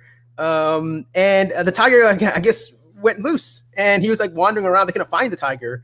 But yeah, it's like, what the? And if you look at this guy doesn't look, you would think that it would be like some, and I don't want to generalize people or stereotype people, but you would think that, okay, it's some, rugged, older, kind of like ropey kind of, okay, Marlboro man, kind of, rancher type, cowboy hat and kind of just nose rugged. No, you look at the guy, he looked like kind of like, just a, like a young kid. I think he looked, Hispanic, like you'd see like maybe like, promoting like one of his mixtapes or, or like, like going locally Saturday night to a discotheque to pick up a Latina, like one of those like young or early 20s kind of you don't even know what you may see him working what does he do, I don't know, but he's driving around in a fancy car and but he didn't look like one of those typical like what I'm talking about, but yeah, it was like the weirdest thing.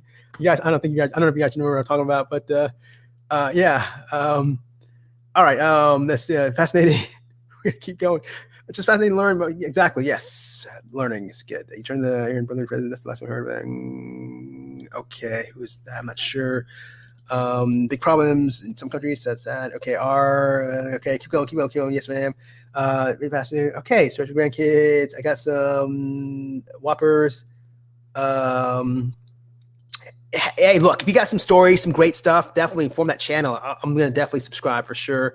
Would love to hear what you got to offer. I think you'd be a great YouTuber creator. I think that YouTube needs more folk like you or anyone in this chat room that you're afraid. Just jump out, jump out and just start a channel. What do you have to lose? It's fun. It's actually therapeutic. All right. For things that's rather much into live, just no. You don't. You seem pretty interesting. Trust me. I mean, if you weren't, I wouldn't have talked to you. On the chat, I would have cut you off on that phone call for sure. Because like I said, I don't like to waste people. I don't like wasting time. So yeah. All right. All right. Right on. Cool. So I actually heard John Lennon. Yes. Okay. Right on. Yes. What's my favorite John Lennon song is Strange Days. I like that one. I like Watching the Wheels, and Starting Over is a great song. There's another one, I think it's called Dream Number 9, I believe, or Dream Number something or something. But yeah, he's great, man. He's definitely my favorite. I mean, he's definitely my favorite Beatle. I mean, I hate to pick, but he definitely is. Okay, cool. Totally agree. Opera, never heard that. All right, we are kind of coming down now here. Curious Rose channel, the 2-part. Okay, cool. All right, I gotta check that out. Gotta check it out. If I did a video on Michael Hutchence, it would probably be like a quick one-part. It might be a live stream. I don't know. Probably maybe one of those old school, longer videos that I do. Just a quick analysis, so on and so forth. Yeah, cool dude. But Michael Hutchence, yeah, I like the In Excess, cool band for sure. Man, yeah, and yeah, to be connected to Kylie Minogue also. Wow. All right, I can't leave the house yet. But here, one adventure. All right, yeah, no problem, no worries. Stay safe, Jenny, for sure. Stay safe. All right, I am going to go ahead and let's just go ahead. Oh, we're coming down. Okay, I gotta check it out. Yes, definitely check that out. Curious. Okay, I'm gonna check it out. All right, part 2's coming. She's fabulous. I'm gonna check that out for sure. Actually, tonight I have nothing else to do. I'm gonna check that out. I heard the watch movie by myself. Crazy girl stuff. Apparently, I died. What? Crazy stuff, girl. Apparently, died on the night. What the? Okay.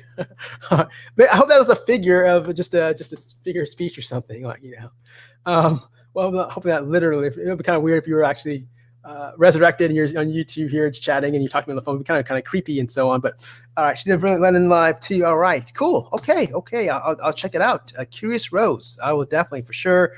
Great live. I'm excited to learn more from the channel. All right. Yes. Thank you so much. If you're joining, we're wrapping things up. The first hour is all you really need to know. Watch. Everything else is filler except for the phone call.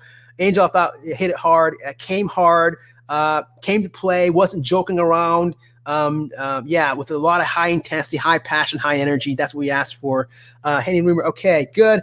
AIDS got me. Oh no, I'm so sorry. I'm so sorry to hear that. Hang in there for sure. There are a lot of folks who are struggling and so on. So definitely, but they're living long lives and so on. So definitely, there's a lot of treatments. Okay, yes, okay. Nothing to find rumor, to be honest. Oh, was it a rumor? Okay, I don't know. I'm just going through the thing. Okay, I'd be cool. No, my neighbors had big cats. All right, cool. All right, sorry to hear that. Okay, good. It's hurts really. Okay, cool. No way. Okay. Oh, yo. Okay. Oh, yo. Yeah. All right, Angel. The memories flip back and wonder. I in the same function, dysfunctional. All right, personal conversation here. All right, watching the wheels. Yeah. Right on. Cool. Good stuff. Yes, great stuff. Actually, it's John Lennon. It's actually John Lennon, not Beatles. It's John Lennon. Give Peace a chance. Yes, great stuff. Give Peace a chance. Yes. I'm gonna mention okay. Keep going. Okay. All right. I want to check that out. Curious Rose. In fact. All right. Cool. We are basically wrapping things up. I'm not Rudolph. I don't play reindeer games. Yo. All right. Great. We got to the end of the comments. Woo. All right. We found Mario has finally finished the comment run. Thank you guys so much for. Okay. Yes. Thank you so much, Jet Petty. Thank you, everyone. Thank you so much for joining this live stream. So sorry, it's been now almost 3 hours. I really do appreciate everything. I really appreciate all. Thank you so much. If you're just joining this, Just watch the first hour. That's all you gotta watch. Really, we came out with fire. Hopefully this will help you out. You can follow any and all recommendations. You can even copy my techniques I did. Totally up to you. No worries. You can go ahead and do whatever you want to do. You may have found some of it helpful. You may have found, yeah, thank you. I thought it was fun too. I think it was fun. Yeah. We're going to definitely do more of these live streams. Thank you so much. Yes. I thought it was productive. I thought it was very good. Thank you so much. I really do appreciate all the love. I love all you guys. Thank you guys so much. Plenty more lives to come for sure. It's going to get interesting, I hope, later on in the year. Probably not going to do any lives anytime this month or next month in June. I'm just going to be, to be honest with you, just completely busy. That's why I kind of stayed a little bit overboard and so on. But don't worry. I'm not going anywhere. I'm not going to go ahead and vanish. If I vanish, I'm going to come back. I'm not closing down this channel. I'm not here to go ahead and stop everything. There's going to be videos still coming. Different content. I don't even know where this channel is going to go, what direction, but we're going to keep trucking along. And we do it for basically the passion. We do it for you guys. This is your channel. We love just teaching. This is not a teach channel, it's a teach channel. Thank you guys so much. Everyone, love you guys. Bye. Yes. Thank you guys. Bye, everyone. Bye, friends. We will do it next time then. Take care, guys. Have a great day. Have a great remaining weekend. Happy Memorial Day. We out. Peace.